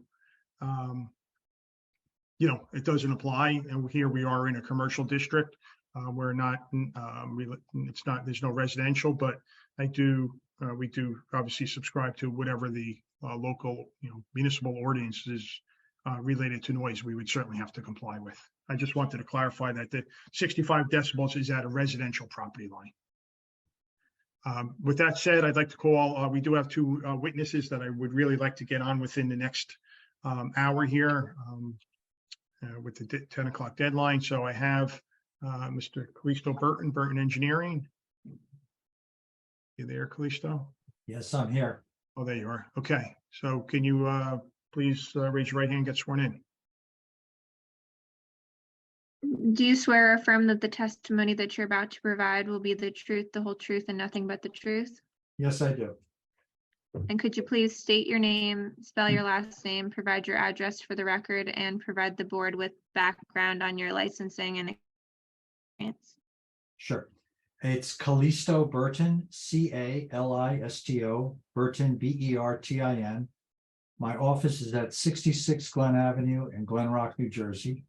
I'm a licensed professional engineer in the state of New Jersey and several other states, and have been so since, I don't know, sometimes the mid-'80s. I'm the principal of Burton Engineering. My expertise is civil and traffic engineering, but the firm does everything to design a building: mechanical, structural, electrical, all that. I've been testifying for quite a long time, over 30 years, throughout the state of New Jersey and other states, and have been accepted as an expert in site engineering. Have you? And you're, oh, I'm sorry. Yes, I am licensed in the state of New Jersey. And it's in good standing? Yes, it is. And Mr. Burton, have you appeared before this board in the past? Yes. On another project on Johnson Avenue on the other side. I know I did the library, but that was ancient. And I'm sure there were a couple other projects, I just don't recall. Okay. Any questions from the board as to Mr. Burton's qualifications? Mr. Chairman, Mr. Merman? I think we should obviously accept Mr. Burton's credentials. Very well. Any questions from the board? Okay. Thank you, All right. Mr. Chairman. Please proceed, Mr. Sarlo. Thank you, Mr. Chairman. Okay, Mr. Burton, if you might as well just get right into your testimony. You could share your screen and go through your site plan Okay. engineering drawings, as we do need preliminary and site plan proof. Okay, I hit share screen. Okay, here. Good, we've got it. Sometimes it doesn't work. All right, so I'm going to try to be brief. The site is located at 355 Johnson Avenue. I have before you drawing C 1.1 of the site plan set. The site plan set consists of 9 sheets dated February 23rd, 2023 and unrevised. In this cover sheet, you see a key map or a radius map at the center of the page. And the site is lot 3 in this block, block 1405. Johnson Avenue, well, sort of runs north-south to the, so that Johnson Avenue is to the east of us. Beyond Johnson Avenue are similar office buildings, 2 stories of office over on stilts over parking. To the south of us, which would be lot 4, is another similar office building. Again, 2 stories of office over parking. That lot wraps around to the west side of the property. Lot 4 wraps around. And that's a parking lot for lot 4. And then lot 1 is another parking lot. I believe it services the Total Wine property across the street. And again, west of that is Route 4. The site is, I'm going to the second drawing, which is C 2.1, which is sort of the existing conditions plan. It is a 150 foot by 150 foot square lot, 22,500 square feet in all, slightly larger than what's required, which is 15,000 square feet. The lot is currently vacant. There was a building on the property before. There was a prior approval for another type of building, office and a salon with a 2-level parking garage. And some of the site has already been excavated to accommodate that building. But as it is now, it's been dug out and it's really all dirt. The frontage is Johnson Avenue, which is to the east of the site. Just want to mention that this is a very large road. It's a 75-foot right-of-way, and the paved roadway is 45 feet. So moving to the next sheet, it's C 2.2. This is the site plan. I'm going to zoom in.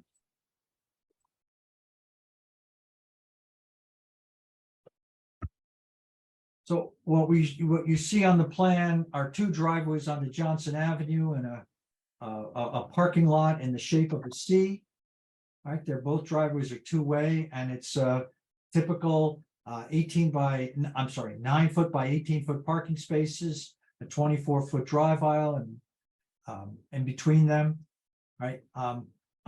The elevator core is shaded, and that's at the center of the property. That's the part of the building that's 4 stories. Otherwise, it's a 2-story building over parking, but the elevator goes up to the roof, and that's the 4th floor. There's 2 other shaded areas. I'm going to the upper right corner, upper left corner of the property, and that's a stairwell. And in the lower right corner of the left corner of the property is another stairwell. Those are the portions of the building that come down to grade. There are columns shown, but we don't have to get into that.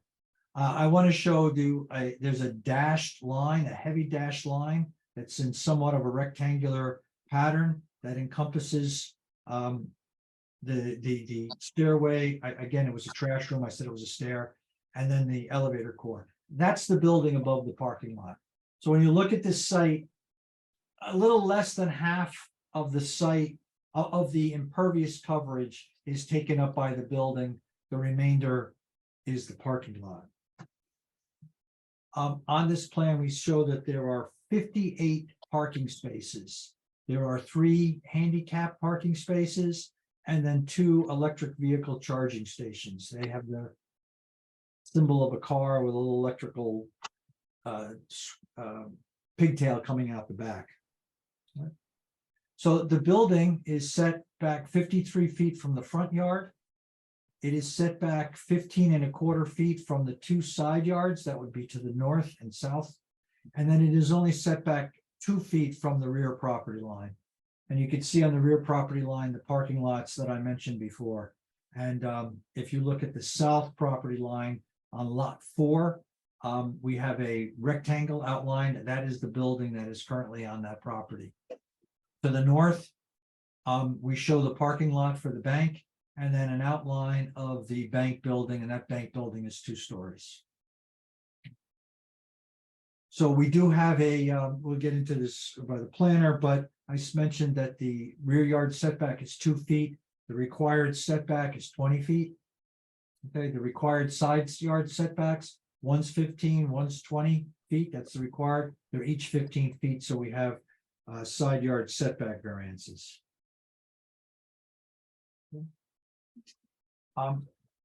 Shown on the cover page is the parking calculation. We briefly went over this at the first hearing. And the planner has the correct area of 17,906 square feet of floor area. And we're required to have one space for 250 square feet, which requires 72 parking spaces. The site has, as I mentioned, it has 58 striped spaces, including the handicap and the electric vehicle parking spaces. We do get credit for the electric vehicle space parking. So since we have two, we get a credit, a bonus of 2. So that would give us a total of the equivalent of 60 parking spaces. And I mentioned 72 are required, so there's a shortage of 12 parking spaces.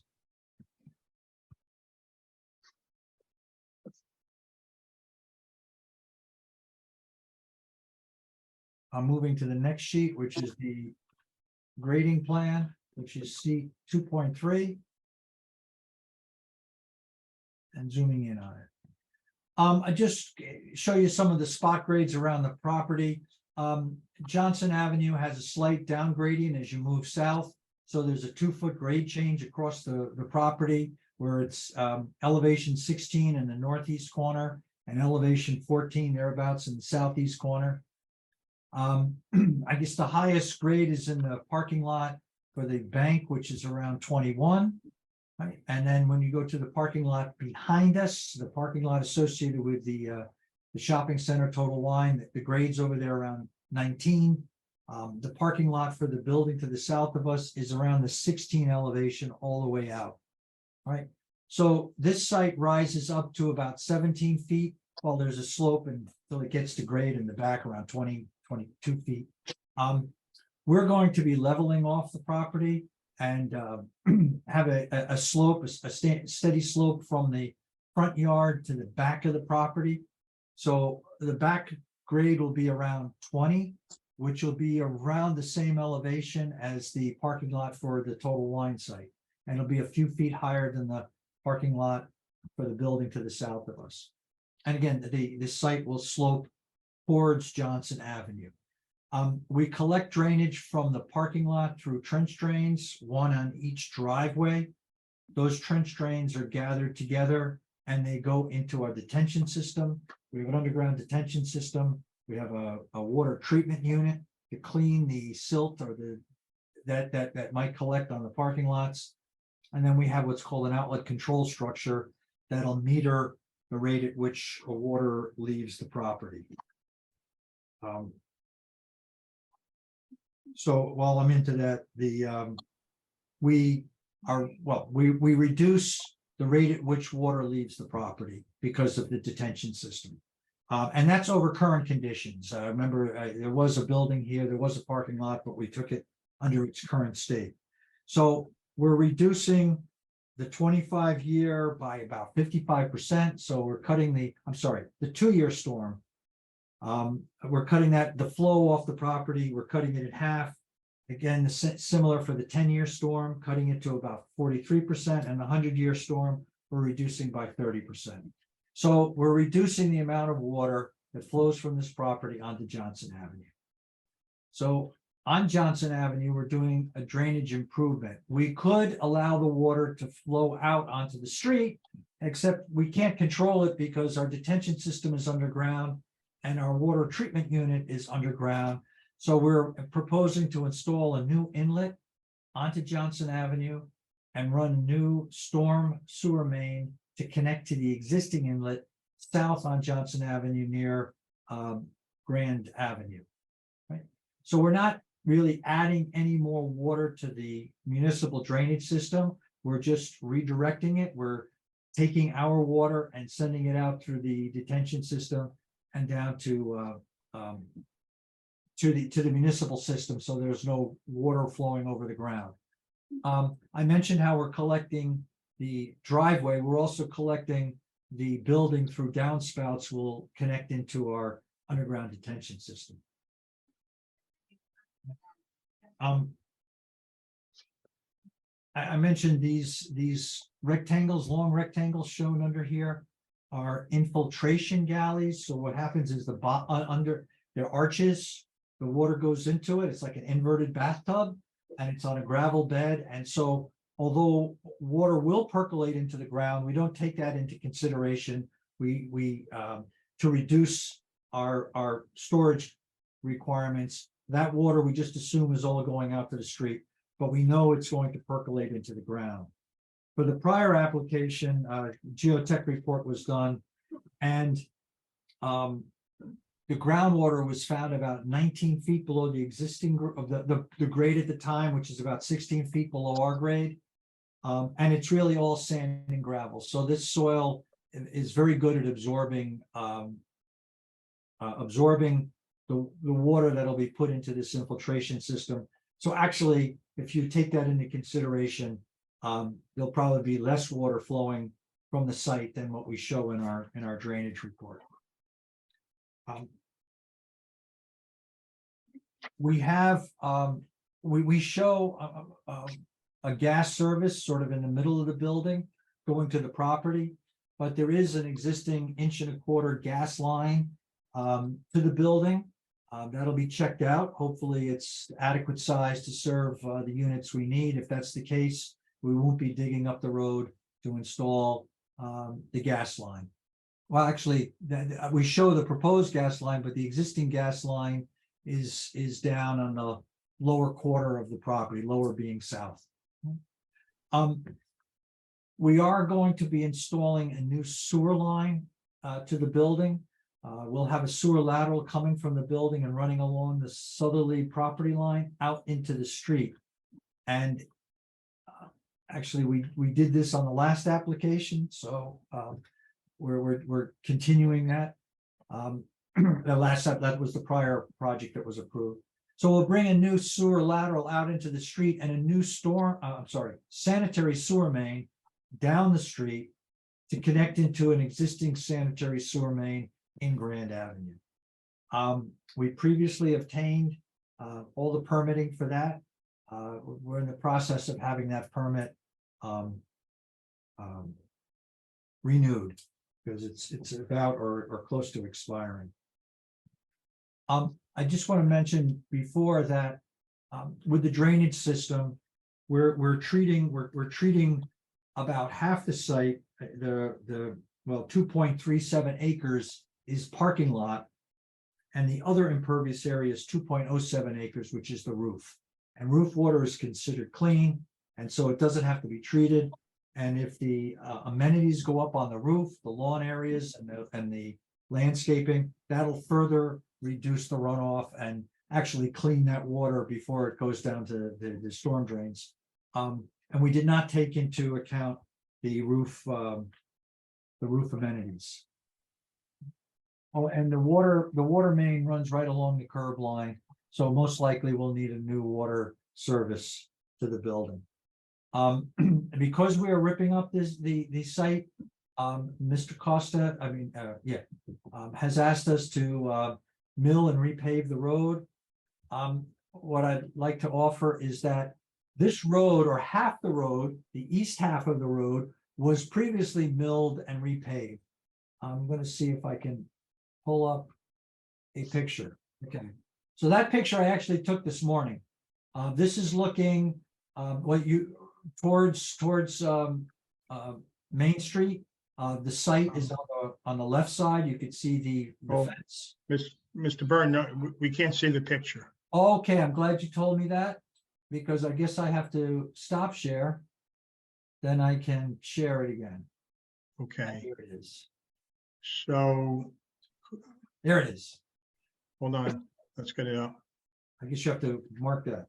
Right? All right, yeah, so if we could just quickly, so this is a picture of what? Johnson Avenue?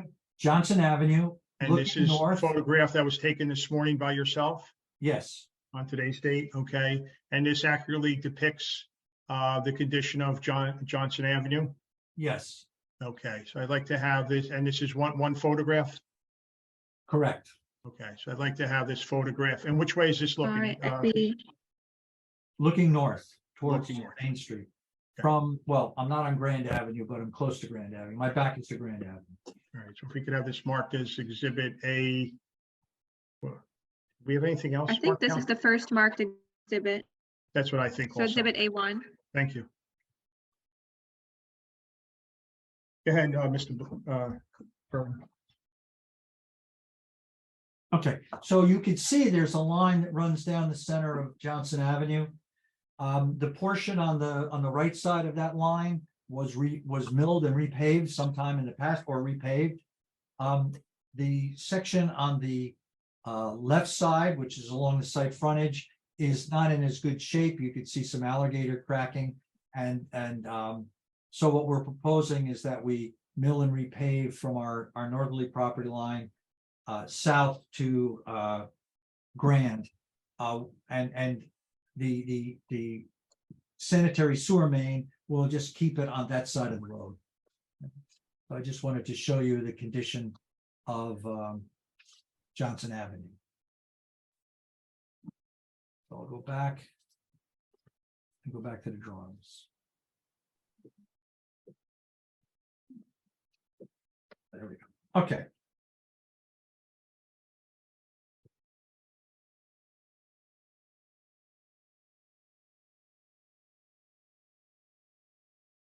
So, thank you, Mr. Burton. So aside from the recommendation from the board engineer, Mr. Costa, with regard to milling and paving the entire road that you just kind of substantiated, your reason why the applicant should, be relieved of doing the full road curb to curb, but proposes to do half. Is there anything else in the review letter dated April 18th, 2023 that is of concern to you, or could we comply with all the other requests and Oh, requirements? I'm pretty sure we can comply with all the requests made. What I'd like to do is just finish up, go over a few things. Sure, sorry. I'm sorry, yeah, I hesitate, I stopped to give you a chance to ask questions. So we're now looking at C 2.4, which is the landscaping and lighting plan. On the bottom of the page is the roof landscaping plan that Mr. Imparato testified to before. So we put it down here just to show it, but we did not specify the plantings on the roof, just indicated it as shown. I'm going to say on the top of this page is our lighting plan. So we have a combination of soffit lights underneath the building. And then we have some modern style area lights that are shown in the upper right corner of the drawing. There's 4 of those lights around the parking lot in the front. So there's 1 at each driveway and then 2 at the center of the center of the walkway. There's also 2 wall lights just over the driveways. And again, I said there's lights underneath the building. So the average average light intensity on the paved area is about 3 foot candles, and there's very little, if any, spillage off the property. The plan on the upper left corner is the Isolux plan, and the line C is a half a foot candle. So you could see there's just a slight bit of spillage of it's less than 1 foot candle onto the bank parking lot, but they have a light there already, so no one will notice it. And then there's just a slight bit of spillage in the office building to the south of us on their parking lot in the front. I should mention, well, we'll just go through the landscaping plan, which is again on the same sheet. There are 3 street trees in front of the property. We were removing one that was in our southern driveway, but after looking at it and discussing it with the applicant, we're going to actually replace all the trees. And I'm going to stop sharing. I want to show you a picture of the current condition of the trees. So this would be exhibit A2. This is a photograph taken again this morning, looking south along the sidewalk in front of the site. So the picture is taken really from the bank driveway looking south towards Grand.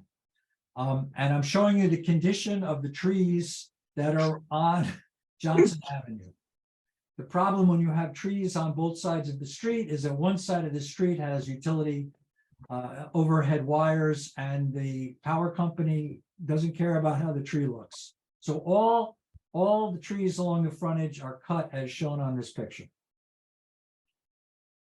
So what we propose to do is replace the trees instead of putting them back just 2 or 3 feet off the property line, since this is there's a large lawn area between the sidewalk and the street. We'll move it a little further back and plant a tree that's doesn't spread as wide, that it's narrow and goes up so that it doesn't get, chopped up next time the power company comes out there to clean off the, clear the wires.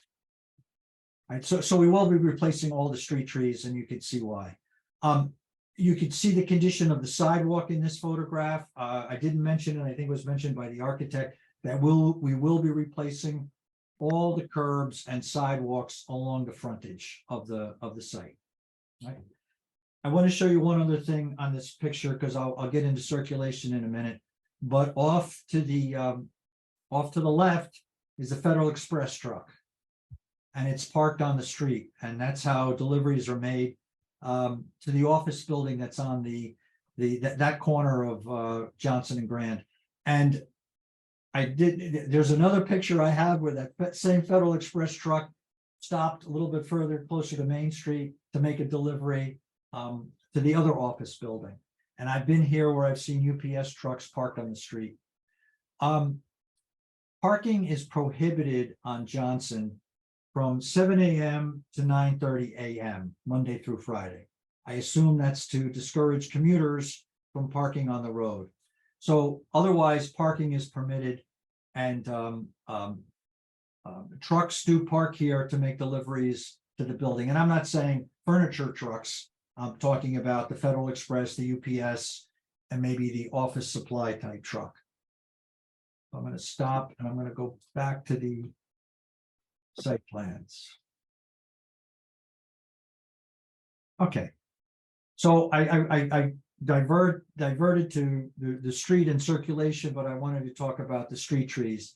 And then we have other landscaping around the property along Johnson Avenue and on the south, and a little bit to the north, that's the northwest corner. Another comment in the letter, the engineering review letter, was to do a streetscape, and I should have included that because I knew there was a streetscape. So that requires brick pavers between the sidewalk and the curb, and we will do that. I'm just going to go to the next drawing, which is our circulation plan, C2.5. We show automobiles in the center and the top of the page. We show automobiles traversing through the site. Okay, my guys aren't always so careful, but we show a conflict underneath the building of cars going in opposite directions. Obviously, that won't be the case. People will be mindful of other folks driving through the parking lot. It's only 50 parking spaces, so I don't anticipate there being collisions. It's a standard parking lot layout. So we do have two-way traffic flow through the site. We show the garbage truck in the lower center traffic circulation plan. What we anticipate is the trash room will be in the opposite, well, in the lower, well, would be the southwest corner of the building, and their maintenance people will then pull whatever dumpsters are in there and pull it out beyond the building. The building will have a 10-foot clearance, which is more than the other buildings around us, but that's not suitable for a garbage truck to go under, especially a front-loading garbage truck. So trash will be pulled out. The garbage truck can pull into the site and pull out. We show that a fire truck can pull in to the property.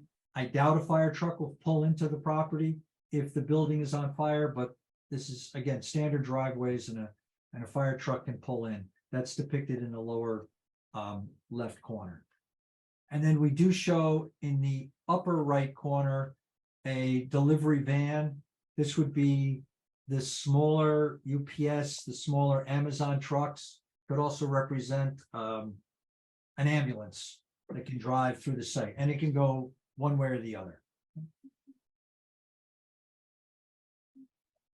So anyway, although we show a, delivery truck could pull into the site and park in the parking lot and run up the stairs to make a delivery, chances are, just like the other buildings, they'll park right in front of the site, go down the sidewalk and into the building and upstairs. All right. I tried to be brief. This is much less exciting than the rooftop amenities. Thank you, Mr. Burton.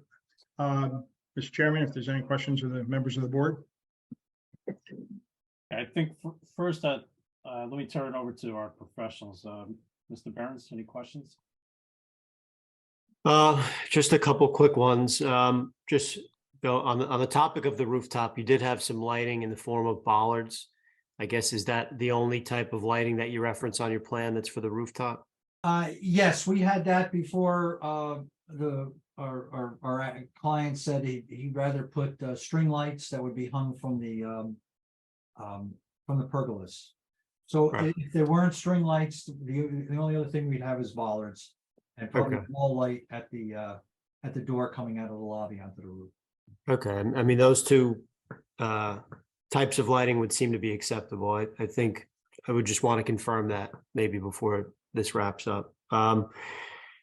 Beyond that, the site lighting on the ground level, you have a few freestanding fixtures that are at 18 feet. I guess the question was if they could be reduced maybe to 15 feet or something like that, or if there's a reason to be so high.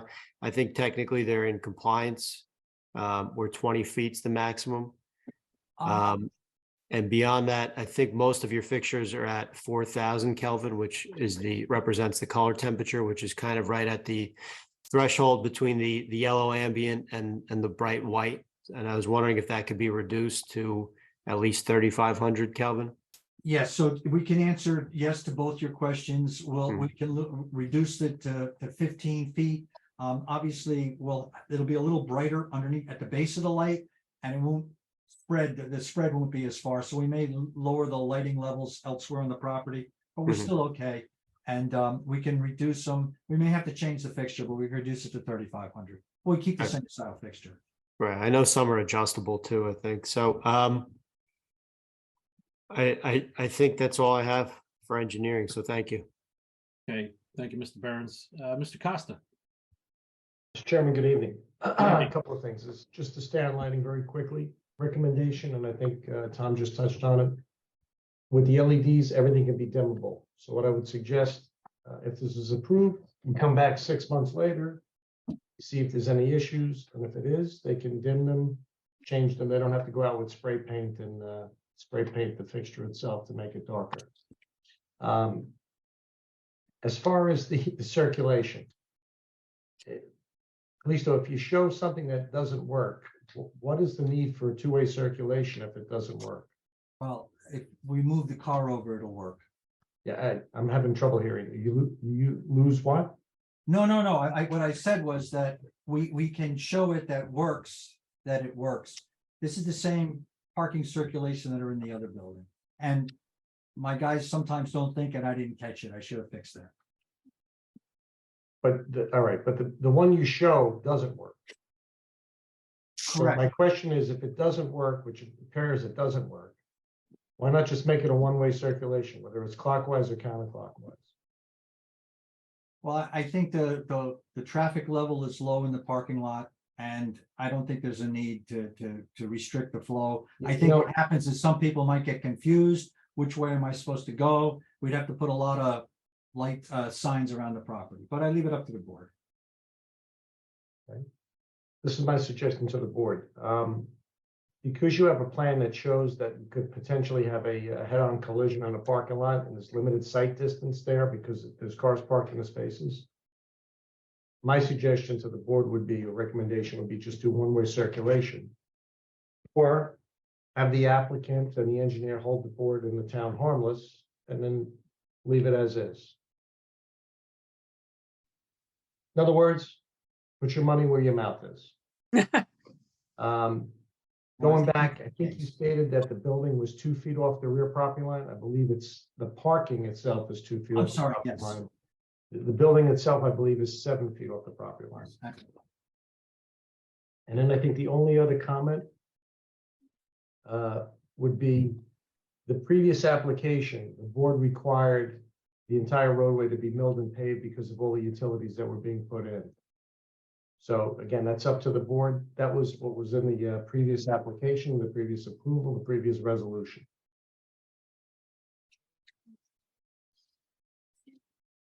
And Okay. I think that would be it. Okay, thank you, Mr. Costa. Okay. Members of the board, questions for the engineer? I'm going to start with Mr. Pfeffer.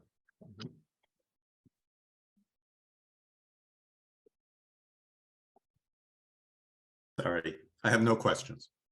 Okay. Thank you, Mr. Pfeffer. Ms. Boland? I have no questions. Thank you. Mr. Gibbons? I just have one question about that parking space next to the trash room, which is actually on the screen that you have right here. Is that spot even usable if you have to pull? So the way you explain the garbage pickup is that the dumpster will go out that door and then go down the way to the truck. Is that even possible to take out with a car? And let's just assume it's a Ford Expedition parked in that spot. Is that even a spot? Is that even a viable spot at this point? Yes, and we worked this out. We worked together, the architect and I, to make sure that the door was beyond the 18-foot parking stripe. You could see the 18-foot parking stripe. So the door is beyond that. So if a car were in that space, you could still open the door. And that door is sufficient to take a whatever size dumpster is in there, take that out. Yes, it'll be a small dumpster. It won't be a 6-yarder. It'll be a 2-yarder or something like that. Okay, I just want to make sure that you're not going to have problems with your garbage when, you might have some pickup truck parked in there and they're stuck or whatever. So you've thought that out and the dumpster will fit out that door then. Correct. Okay. I think that's it. Thank you. Okay, thank you, Mr. Gibbons. Mr. Bustede? Yeah, what was the percentage of impervious coverage? Oh, the total impervious coverage, I think, was 68%. I mean, I'm sorry, 86%. On the site, it's total 86%, 80% is permitted, so there's a variance for lot coverage. 86%. Okay, Right, thank you. right. And we could reduce that by reducing the parking, or, we have a nice wide sidewalk coming down the front. We just we thought this was a good balance. We had other sidewalks that we took off the property to reduce it to 86%. Okay, thanks. Okay, thank you, Mr. Bustede. Mr. Arakalian? I have no questions. Wow. Thank you, Mr. Arakalian. Mr. Merman? Yeah, I have a couple of questions, obviously. Mr. Burton, I'm looking at the fire truck that you display on your C2.5. Does that looks to me like a more of an aerial? I guess my basic question is, have you checked what River Edge's fire engine looks like in doing these maneuvers and so forth? No, we usually generally just take this is a large fire truck. So this is the largest one we have, so. I'd like to correlate it to our available apparatus. Okay. Is there some way you could double check with the chief or whatever and get the truck sizes and turning, I'm sure the standard turning radius, and then go back and revisit your path 1 and path 2 for the next time? Yes. Okay, I appreciate that. I have one other question that Mr. Costa raised in his report, but I didn't hear him, I didn't hear it addressed. Maybe it was me, I'm not quite sure. If you go to Mr. Costa's report on page 5, I can read it to you if you want, but if you want to reference his report, page 5. Do you have that handy by any chance? Yes, I'm looking at it now. Page 5. Page 5, item number 7, and I'll read it for the board. The applicant shall address why soil moving operations have begun without the issuance of soil moving permit from the building department. Testimony shall be provided whether or not Bergen County Soils Conservation District was notified 48 hours prior to the disturbance in accordance with the permit provided. So I guess I'm looking for your testimony on that. Yes, I don't believe a permit was obtained from the town, but the soil conservation permit we had for the property was still valid and they were notified.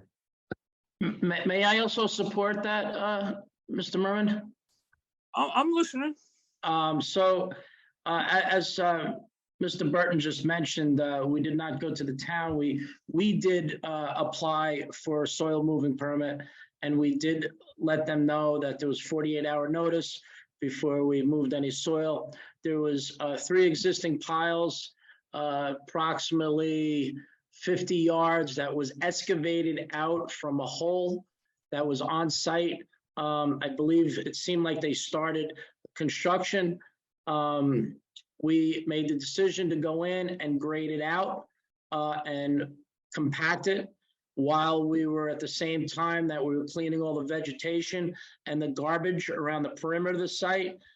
Within the same time frame, we were just cleaning up the site to make it look a lot more aesthetically pleasing, if you will, from all the years that it looked like that a bomb hit it. So once again, the soil moving permit from the town was not was not even a thought in our process, but soil conservation was a thought in our process. And it was just a matter of taking a dozer and pushing soil into the existing hole and taking a roller and rolling the existing soil, putting up the silt fence and putting some stone down for a tracking pad. Okay, I hear you. And we have the Mr. Lazar be more than happy to put up the permits, everything, if you'd like to see it. If not, we can submit it to you guys, just to keep the meeting moving. No, I don't have to see the permits. You might want to submit them to Mr. Costa if he doesn't have them already. It was done today. Or Okay, yesterday. all right, fine. Mr. Costa, that answer to your question or item number 7, is that acceptable?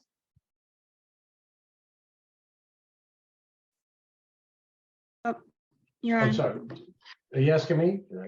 Yes, Mr. Costa, you had a comment number 7 regarding soil movement. The Right, well, applicant, obviously, yeah, they did the work. If they did receive a Bergen County Soil Conservation, they have to notify them 48 hours prior to any disturbance. Then they're obligated at that point, once they're done, to stabilize the site. So I can certainly call Bergen County Soils tomorrow morning. Mr. Imbrato's in the business. If he has to stabilize the site, I'm sure he'll do it. Yeah. We don't want dirt in the sewers. We don't No. want dirt on the street. We don't want dirt and dust flying around and impacting any of the adjacent neighbors. So, And that's exactly why we compacted it. Okay. And put the silt fence up. And have been maintaining the silt fence. outstanding. If Thank there's you. any complaints, doctor, I see you on. Any complaints? Call my cell phone, 201-970-1217, 24/7, my friend.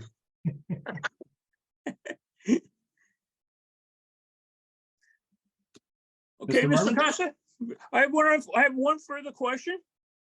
Also regarding your report, Mr. Costa, Mr. Burton, if you could turn to page 8.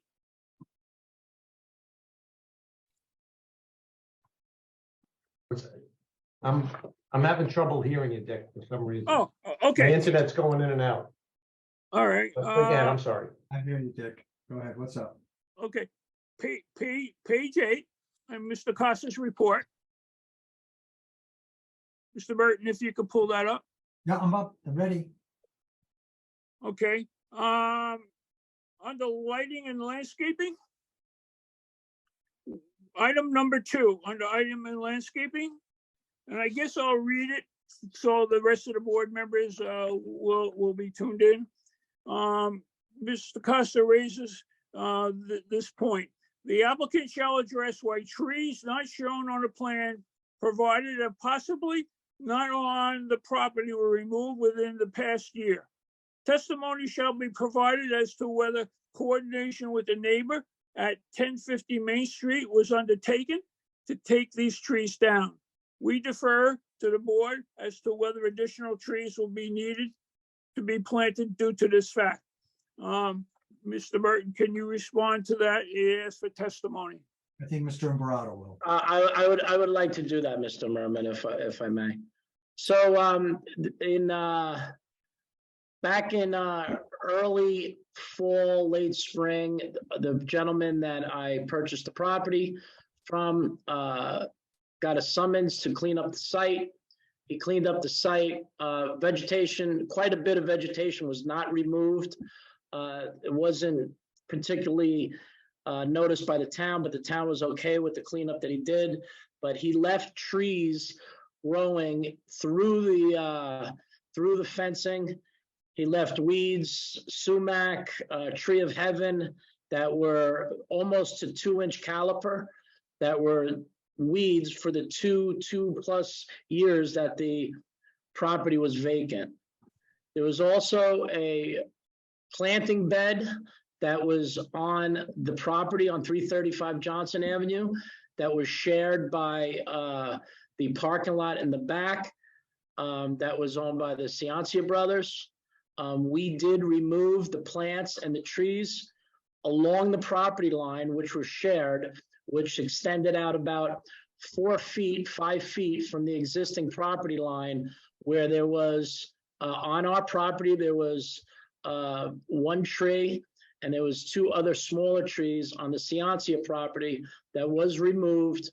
And we did not get authorization from the Ciancia brothers, nor did we get authorization from PNC Bank, nor did we get any authorization from the building to the left to go on their property to clean up the mess and the bottles and the garbage and all the stuff that was left there for so many years from people that were neglecting cleaning up their own sites. I'm not saying the Ciancias didn't. There was just bushes and garbage that was all throughout the bushes. We felt, since it was on our site, the vegetation that was there was very, very unsightly. And we cleaned it up, and it looks a lot nicer as far as we're concerned. And I believe River Edge has even focused on saying that it looks a lot nicer as well, from the gentleman that goes around and makes sure that the sites look good. So there was, since then, we spoke to the Ciancia brothers. We had discussions about the property line that we share. We are in discussion that they're concerned about people walking from the parking lot or people using their parking lot. They asked us to put up a 4-foot fence. I offered them a very dense landscaping and some ornamental trees that would enhance that property line instead of the fence.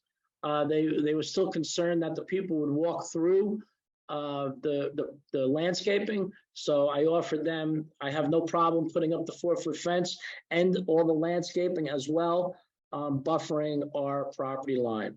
So, you know, I think the biggest thing that we didn't do is get in touch with the Ciancia brothers during the week of in between Christmas and New Year's, when we cleaned up all of the, or PNC or the building to the left, when we went and cut down some weeds growing through the fence. I don't know, we have some pictures from when we first originally bought it, but it looked like green walls going through the fencing, the national fence that was all going through the site. So hope I answered your question, Mr. Merman. I hear you.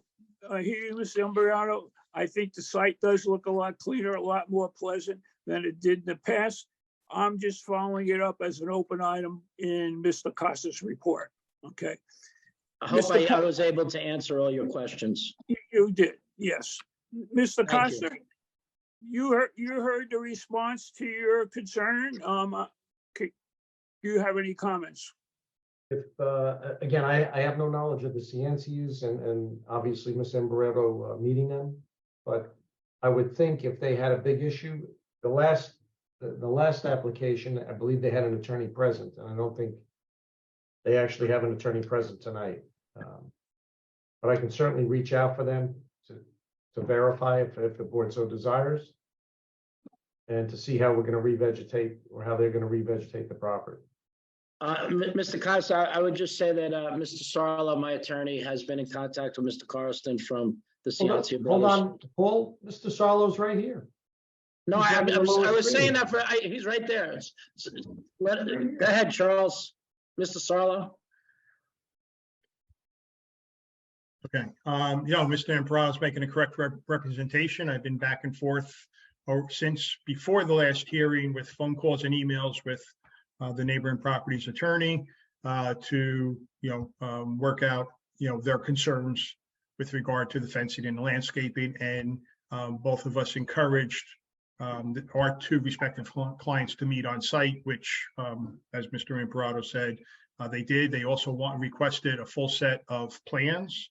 So they didn't have to, get them from the, come down to the borough to review them. We gave them an electronic set as well as a full set of hard copies. So we've been cooperating with them and looking to address all their concerns.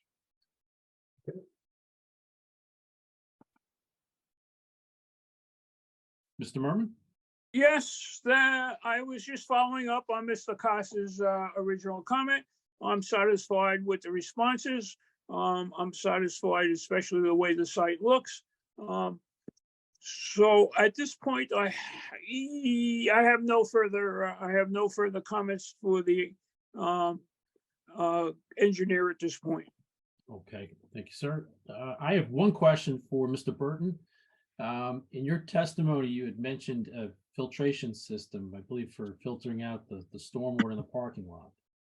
Could you give some brief information on how that's maintained? Is that something that gets cleaned out periodically? Is it self-cleaning? Could you just maybe give the board some information on how that system is operated? It is cleaned out periodically. Part of the requirements for using such systems is that we have to provide an operations manual, stormwater operations manual. I think Mr. Costa referred to it in the report. It actually gets filed with the deed to the property. And so there are companies that are, that specialize in cleaning these treatment units out. So it will be maintained periodically. What's the period of maintenance? Is it quarterly, semi-annually? To tell you the truth, I'm not sure on this one, but usually twice a year. Okay. Definitely in the springtime. Okay. Thanks, sir. Any further questions, comments from the board? Okay. And Chairman, just 1 second, just to add to that, the last application, the previous application, we made them go to the mayor and council to enter into an agreement hooking into the storm sewer there. And I know that was executed, so that's going to have to be changed also if this is approved.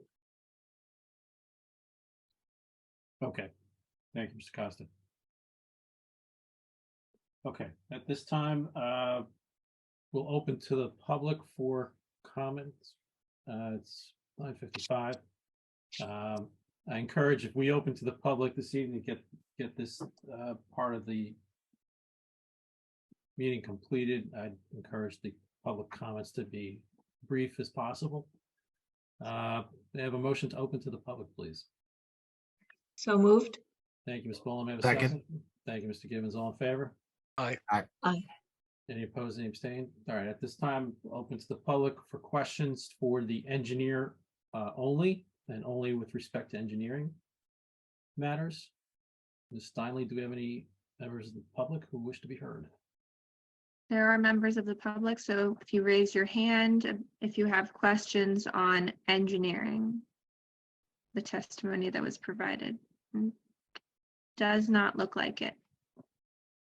All right, that being the case, I'll entertain a motion to close to the public at this time. So moved. Thank you, Ms. Gibbons. May I have a second? Second. Thank you, Ms. Boland. All in favor? Aye. Aye. All right, any opposed, any abstained? There being none, we're now closed to the public. Mr. Sarlo, as we approach 3 minutes to 10 o'clock, what's your intention this evening as far as testimony?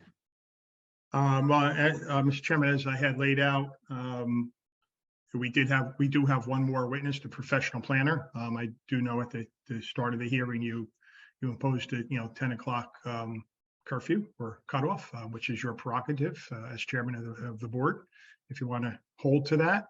If not, if you want to be flexible, given where we are in the testimony, I believe our planner could testify in about 20 minutes.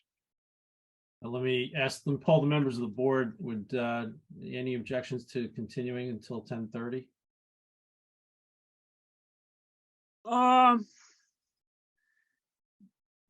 No objection, but let's keep 10:30 as a cutoff. Okay. All right, I mean, 10:30, like, could drag on and on. All right, we'll hit 10:30 and we'll make that the cutoff just to allow the planner to testify. Thank you for that indulgence. All right, Mr. Sarlo, why don't we proceed? Very good. Thank you, Mr. Chairman. Thank you, members of the board. I'd like to now call our last witness, Mr. Thomas Ritchie, professional planner from Stonefield Engineering. Mr. Ritchie, please raise your right hand, get sworn in. Good evening. You swear or affirm that the testimony that you're about to provide will be the truth, the whole truth, and nothing but the truth? Yes, I do. All right, and please state your name, spell your name for the record, provide your address, and provide the board with background on your qualifications and experience. Sure. Name is TJ Ricci. Last name is spelled R-I-C-C-I. Business address is 92 Park Ave in Rutherford, New Jersey. I'm a senior planner at Stonefield Engineering and Design. I am a licensed professional planner in the state of New Jersey. I am a member of the American Institute of Certified Planners. I received my Bachelor of Arts degree as well as my master's degree in city and regional planning, both from Rutgers University. I have been accepted by more than 50 boards throughout the state, many of which in Bergen County. I have experience in land development with multifamily projects, office projects, residential projects, as well as warehouse projects. And your license is in good standing? Correct.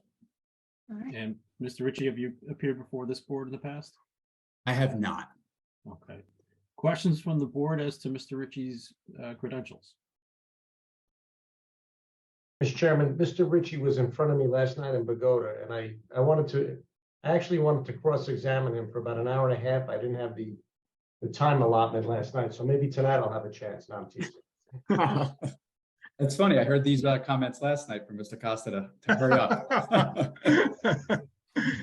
Okay. All right. There be no objections. Please proceed, Mr. Sarlo. Thank you, Mr. Chairman. Okay, Mr. Ritchie, you have a time limit, so go at it. Got it. All right, I'll try to be brief. I understand everyone's time is important. I'm going to just share my screen, kind of help, walk you guys through the planning testimony. And Okay. I believe, Mr. Ritchie, should we get these marked as exhibits real quick? How many Yeah, exhibits do you have? so it's an exhibit booklet. It has 9 sheets, so I believe we just mark it, once. Okay. And just generally, could you describe, you don't have to go through every page, but just generally describe what's in here? Yeah, it's a couple aerials, a zoning overlay, and some site photos that we took on our site visit. Okay, so, and this package of exhibits was prepared by yourself or under your direction? Yes. And any photographs that were taken or accurately depict the object of the photograph? Yes. Okay, so I'd like to move this into exhibits A-2. I think this one's A3 now. A3, yes, okay. Yes, and what was the date on it? Sorry. It is dated 5/10/2023, so today's date. Okay, thank you.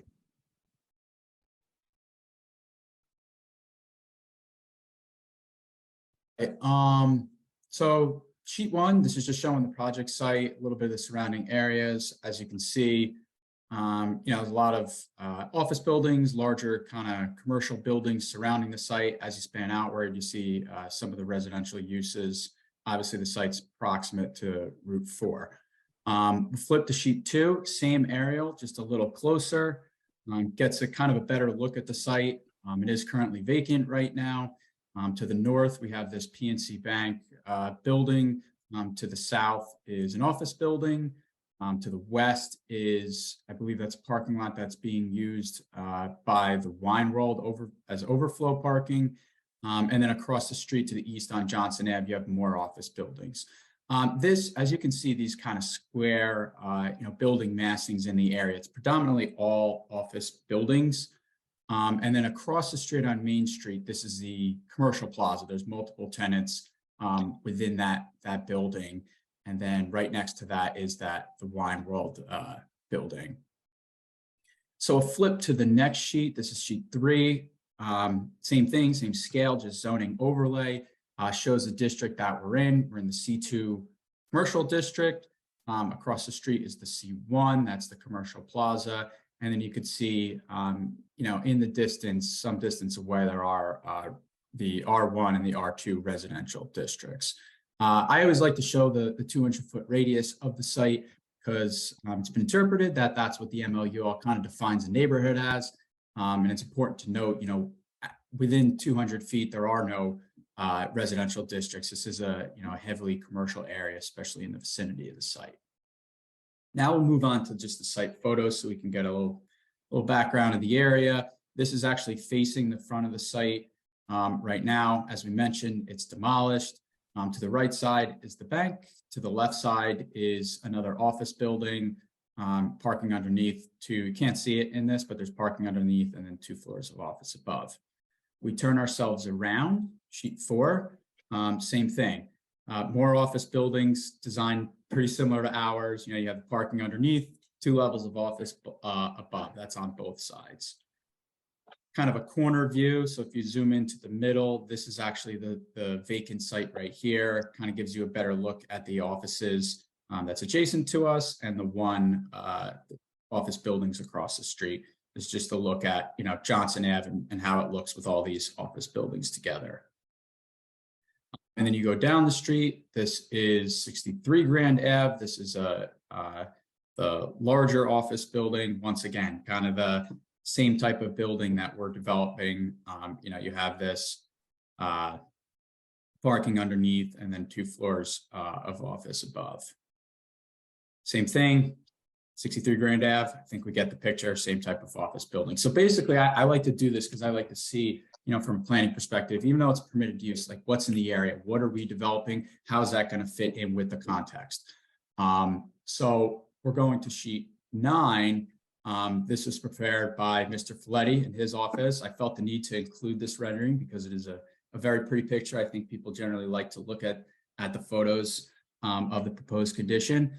And I just want to walk the board through, my analysis. Once again, it's very similar to what's out there. You have the parking underneath, the 2 levels of office. So kind of going through those photos and then showing the perspective rendering at the end, I think we can kind of see how this is going to fit, right in with with buildings in the immediate area. But that being said, we know we do have the D6 height variance. Now that is actually triggered because of the elevator shaft. That's not triggered by the roof line of the building. So it's triggered, by this. It's, I believe it's 35 feet that's permitted. And at its highest point is 51 feet, 4 inches. But once again, that's not the entirety of the roof line. That's really just the elevator shaft so people can access the roof. I like the way that it was designed too, because it almost fits in kind of like this architectural feature. It kind of breaks up the front building massing. So when we talk about height variance, generally what we look to is the Grasso versus the Borough of Spring Lake Heights case law, which basically establishes how we justify D6 height variances. And basically what those courts have found is that you can grant a D6 height variance as long as it's shown that the increase in height over the permitted amount doesn't offend what the purpose of the height restrictions are, basically what the zoning ordinance intends to govern. And generally it looks at air and light, and then any density impacts associated with that. Obviously, density is not an issue because this is not a residential building. So really the focus is on air and light and visual impacts. So I think our architect discussed, the shadowing and the air and the light impacts and how it's not going to shadow the sidewalk, especially given the fact that the building is set back from the front lot line, especially compared to what's out there now. So that really shouldn't be an issue. Another thing that we look at when we look in height variance is the massing of the building. What does this actually look like, not only compared to surrounding uses, but from the street or from the sidewalk? What you really see with this building is it's not a super heavy massing, because you have this open parking underneath, then you only have the 2 levels of office, and then this is the non-compliant part, once again, for the elevator shaft. So to the left and to the right of it, it's all open. So really, I think, when you think of a height variance of 50 feet, it's actually kind of sandwiched down quite a bit, just visually looking at this. It doesn't look like one large 50-foot massing up against the sidewalk like some office buildings may look. I also like the architectural features of this. It's broken up. You have these differing materials. You got this lighter white, and I'm not an architect, but from what I can see visually, you have this lighter white cornice at the top of the roof line, which I think helps kind of soften that impact as the top of the roof line kind of disappears into the sky.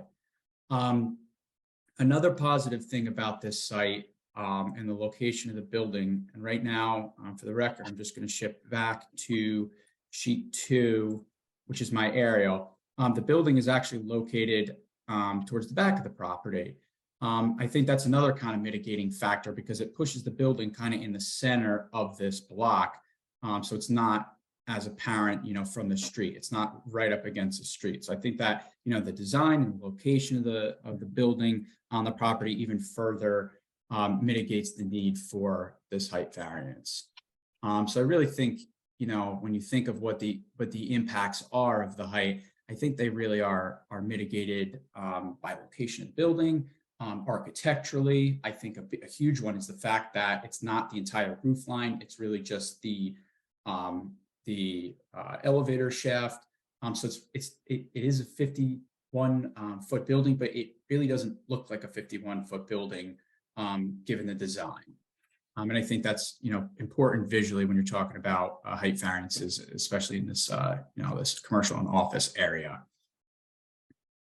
That being said, I want to just briefly go through the C variances. So the number of stories permitted, 2.5 is permitted and 4 is proposed. Once again, it's only 2 floors of office. You have that open parking underneath, and then kind of the, I guess the absent spaces next to the elevator shaft on the roof. But because we are using the roof, that is counted as an extra story. As you've heard the applicant's testimony, we see that as a benefit. The great thing is you have the benefit of that roof access, but visually it doesn't look like a 4th story. We have some variances for side yards and rear yards. The side yard aggregate is 35 feet, and we have 30.5 feet. So we're almost nearly there. We're just a couple feet on both sides. And then the rear yard, 20 feet is required and 7 feet is proposed. As I stated before, I think with regards to the setback, the intention, I think, was we have a little more height. So it's important to kind of push the building back off this front property line and design it towards the rear of the site, which I think is appropriate when you do have, height variance such as this. The good thing is we do abut at the moment just parking areas. So essentially that space is currently open. So we don't, anticipate any impacts with regards to the setbacks. A lot of these buildings too look to be non-compliant. They actually all have pretty minimal side and rear yard setbacks, very common for office building development. We have a variance for the lot coverage. I think parking is always a huge factor when you're designing sites. And I think that's what this development tried to do is obviously they tried to maximize parking. We do come up a little bit short. So I think that's largely in part the reason for the impervious coverage variance. You want to make sure that you have enough parking on the site for the tenants of the office. This impervious is not, once again, it's not uncharacteristic of this type of development or this type of area. Mr. Burton talked about the stormwater management improvements and how that's going to be improved on site. So it shouldn't, the increase in coverage shouldn't have any impacts on the ability of the site to actually mitigate stormwater off-site and into the drainage system. To mitigate this variance, as he testified to, Mr. Burton, there is going to be landscaping around the edges of the site to kind of, soften the amount of impervious that's on site with some more greenery. And it's definitely an improvement, visually to the existing. Moving on to parking, as I mentioned, we do have a parking requirement variance. So we are required to have 72 spaces. And we have 2 spaces for the EV credit. So essentially it comes down to 70 and we're proposing 58. So we're essentially deficient 12 spaces. One of the big benefits of this site is that you're located next to a train station. Good planning principles generally like to locate, office, commercial, residential uses around the train station. It's especially advantageous when you have an office building because you could have daily commuters that are coming from around the area that are going to utilize the train station. So generally, when you have office buildings within walking distance, people are more realistically going to be able to use that, and you can have a portion of your employees that do decide to take the train to work. So the site generally can accommodate a more relaxed parking standard. Sticking with parking, we do have some parking, front yard parking setback variances have to be 30 feet off the property line, and we are 5 feet. Once again, we tried to maximize the parking on site. Many office buildings in the area are non-compliant with this. I think it's more important to have more parking for your office building than to actually, have to comply with that and have a gap between the roadway and essentially the parking lot. Sticking with parking, we are required a 5-foot buffer. We have a 2-foot buffer because we're 2 foot off that rear property line. Once again, trying to maximize the parking on site. We don't anticipate any impacts. We're just abutting other parking areas on the site, essentially parking on parking uses. Off-street loading, Mr. Burton talked about this. We are required to have a space and we don't. This particular office use, they mentioned there's not going to be a large amount of deliveries. Therefore, hopefully minimal trucks entering and leaving the site. But Mr. Burton did show the location and the reasoning of how the loading will occur. And, in his expert opinion, felt that this is safe and efficient and adequate for this particular site. Do have, moving on to signage, some signage relief. I'm going to flip back to sheet 9 of my exhibit. I hope I'm not moving too fast. I am trying to move this along and then I will sum up very shortly. So we're on sheet 9. This is the rendering of the site. The maximum permitted sign height is 18 feet. And we propose 42 feet at its highest point. So that's the 335 sign. Now, I think that the intention was that you have the sign on the first level of the building, or maybe the second level, maybe the horizontal band that separates the first and second level. But we do have it up here. And I think as Mr. Folletti testified to before, that's meant to be seen from the roadway, from when people are driving up, trying to identify the office building. There's obviously going to be clients and visitors visiting the site. You want to be able to see that on the top of the building and kind of identify it. Signage nowadays too, you kind of have these more minimalist letters, these light colors. It's very simple. There's usually not a square box around the back of it. It's usually meant to brand the building. So it's, you know, we do seek the relief, but it's not out of line, I think, with the ordinance trying to prevent excessive signage on the building. And that goes to the last signage variance, which is the total square footage of the wall signs. I believe 20 square feet is permitted, and we have 91 square feet between all four of the signs. So there's going to be 2 Let It Grow signs, and then 2 for the other tenant space. And basically, you want to have a sign on the front of the building that faces Johnson. So that would be over here in the front of the site, because you want people to kind of identify this is the front of the building. I'm in the right place. And then the other signs are facing Route 4 to kind of, you know, when people are traveling, maybe getting off the highway, trying to find the site, and also advertising for the site. So that's really the reason for having, you know, a 1 sign for each tenant and on both sides of the building. Once again, that's pretty common for office and commercial uses. These aren't overly large signs. I think they're, you know, they're in scale with the building, and I think it's tastefully done. It's kind of worked into, like I said, the architectural features of the building, so it is nice. Yeah, so that concludes the variances. Now, I just want to talk a little bit, just high level about the project master plan and how this kind of all fits in planning wise. So of course, we took a look at the master plan, and the master plan reexamination report talked about the commercial area goals. And it specifically said to upgrade existing commercial areas to provide a complete range of office, retail, and ancillary developments. And then it also talks about improving where necessary the aesthetic character of the commercial development. And I think that that's what we've done here. It's obviously looking to improve commercial and office district. And I think aesthetically speaking, this really improves the area. It really brings a little bit of life to the area too.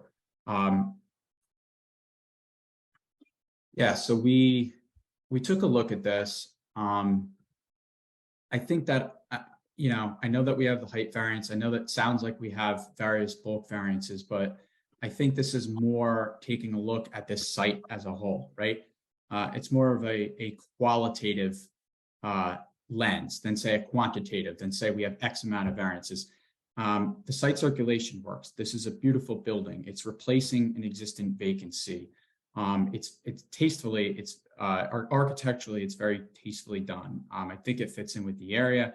I think it's, like I said, it prevents, you know, say office districts, which I know office industry is hurting right now after COVID. It prevents that area from getting stagnant, right? From office park sitting, from office zoned land from sitting, right? You have an applicant that essentially wants to utilize this for the land that it's zoned for, office, which hasn't been too popular post-COVID. So I think this is an opportunity almost for the city to keep this area lively and have a little light. I also think it's good to have, you know, these office uses kind of mixed in with the commercial uses in the area, because they kind of they get lunch at the, you know, local commercial places and retail places, and there's a little bit of synergy between the two uses, and I think that's really a positive thing.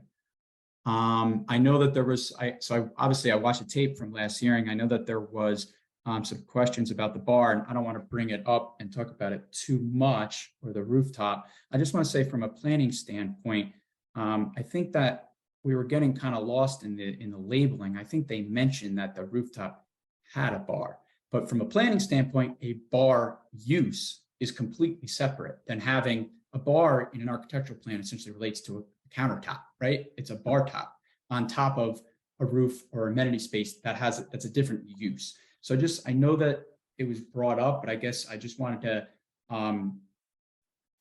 set kind of the record straight from a planning standpoint that a bar is not what's being proposed. That's an entirely different use, entirely different set of restrictions.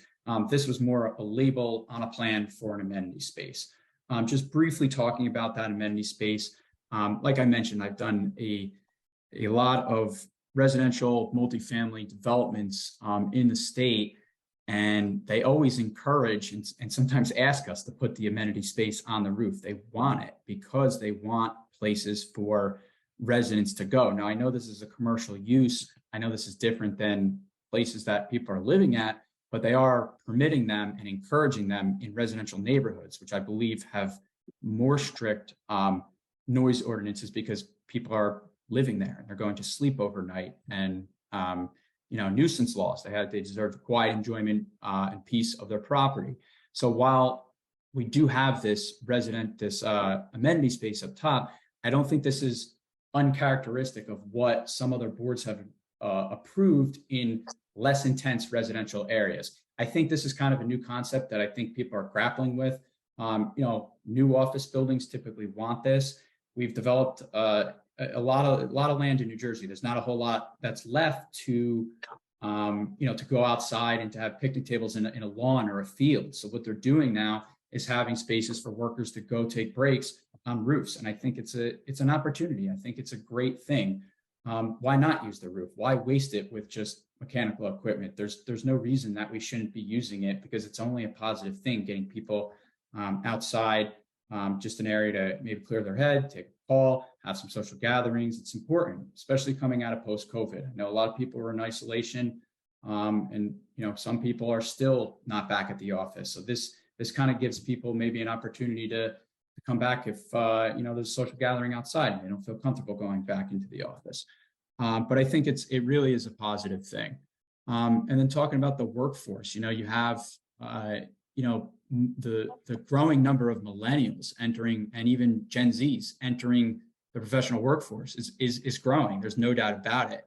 And I think that these are the type of amenities that draw companies and draw employees to want to come back to the office and get excited about it. I think this is kind of something that's changing in this field and in this industry, and we're seeing offices change in this type of way. And I think this is a really progressive thing. I think it's a really positive thing. And I think when you look at the actual location of this property, I know there were concerns about the noise and people being on the roof. We're smack dab next to highways and a lot of these office buildings and commercial uses. We're not within 200 feet of residential uses. Some of these houses at the closest point, I think they were 400 or 500 feet away. You have so many things that are buffering these houses too. These buildings are much taller than the residential developments. And then once again, any sound from an amenity space for an office building, I think is just going to be drowned out by Route 4. I mean, we're smack dab in the middle of this commercial district, so I don't anticipate any impacts. I think it's honestly a beautiful project. I think that the proofs for the D6 height variance have been met, and I think that the under the C2 criteria for the bulk variances, you have the benefits versus detriments criteria. And I think that the benefits substantially outweigh the detriments of eliminating this vacancy, nice new office building, aesthetic improvements. I think it warrants approval. That concludes my direct. I'm happy to take questions for what it sounds like 5 minutes. Thanks. Thank you, Mr. Ritchie. Mr. Chairman. Thank you, Mr. Ritchie. I think given the few minutes we do have left, I think we'll call it a night at this point. We'll pick this up again at the next meeting. Ms. Steinle? Yes, that's all right, as long as the planner can come back to answer the questions, Mr. Sarlo. Yes, Council. All right. So I'll make, the next meeting is on the 24th of May. So the application for Dark Star Development LLC, 335 Johnson Avenue, block 1405, lot 3, will be carried to for a further hearing on May 24th, 2023, without further notice. Okay, thank you, Ms. Steinle. At this time, I will entertain a motion to adjourn. So moved. Thank you, Ms. Bowen. I have a second. Second. Thank you, Mr. Bastide. All in favor? Aye. Aye. Any opposed, any abstain? We stand adjourned at 10:26 PM. Thank you, everyone, for your indulgence for the extra time this evening.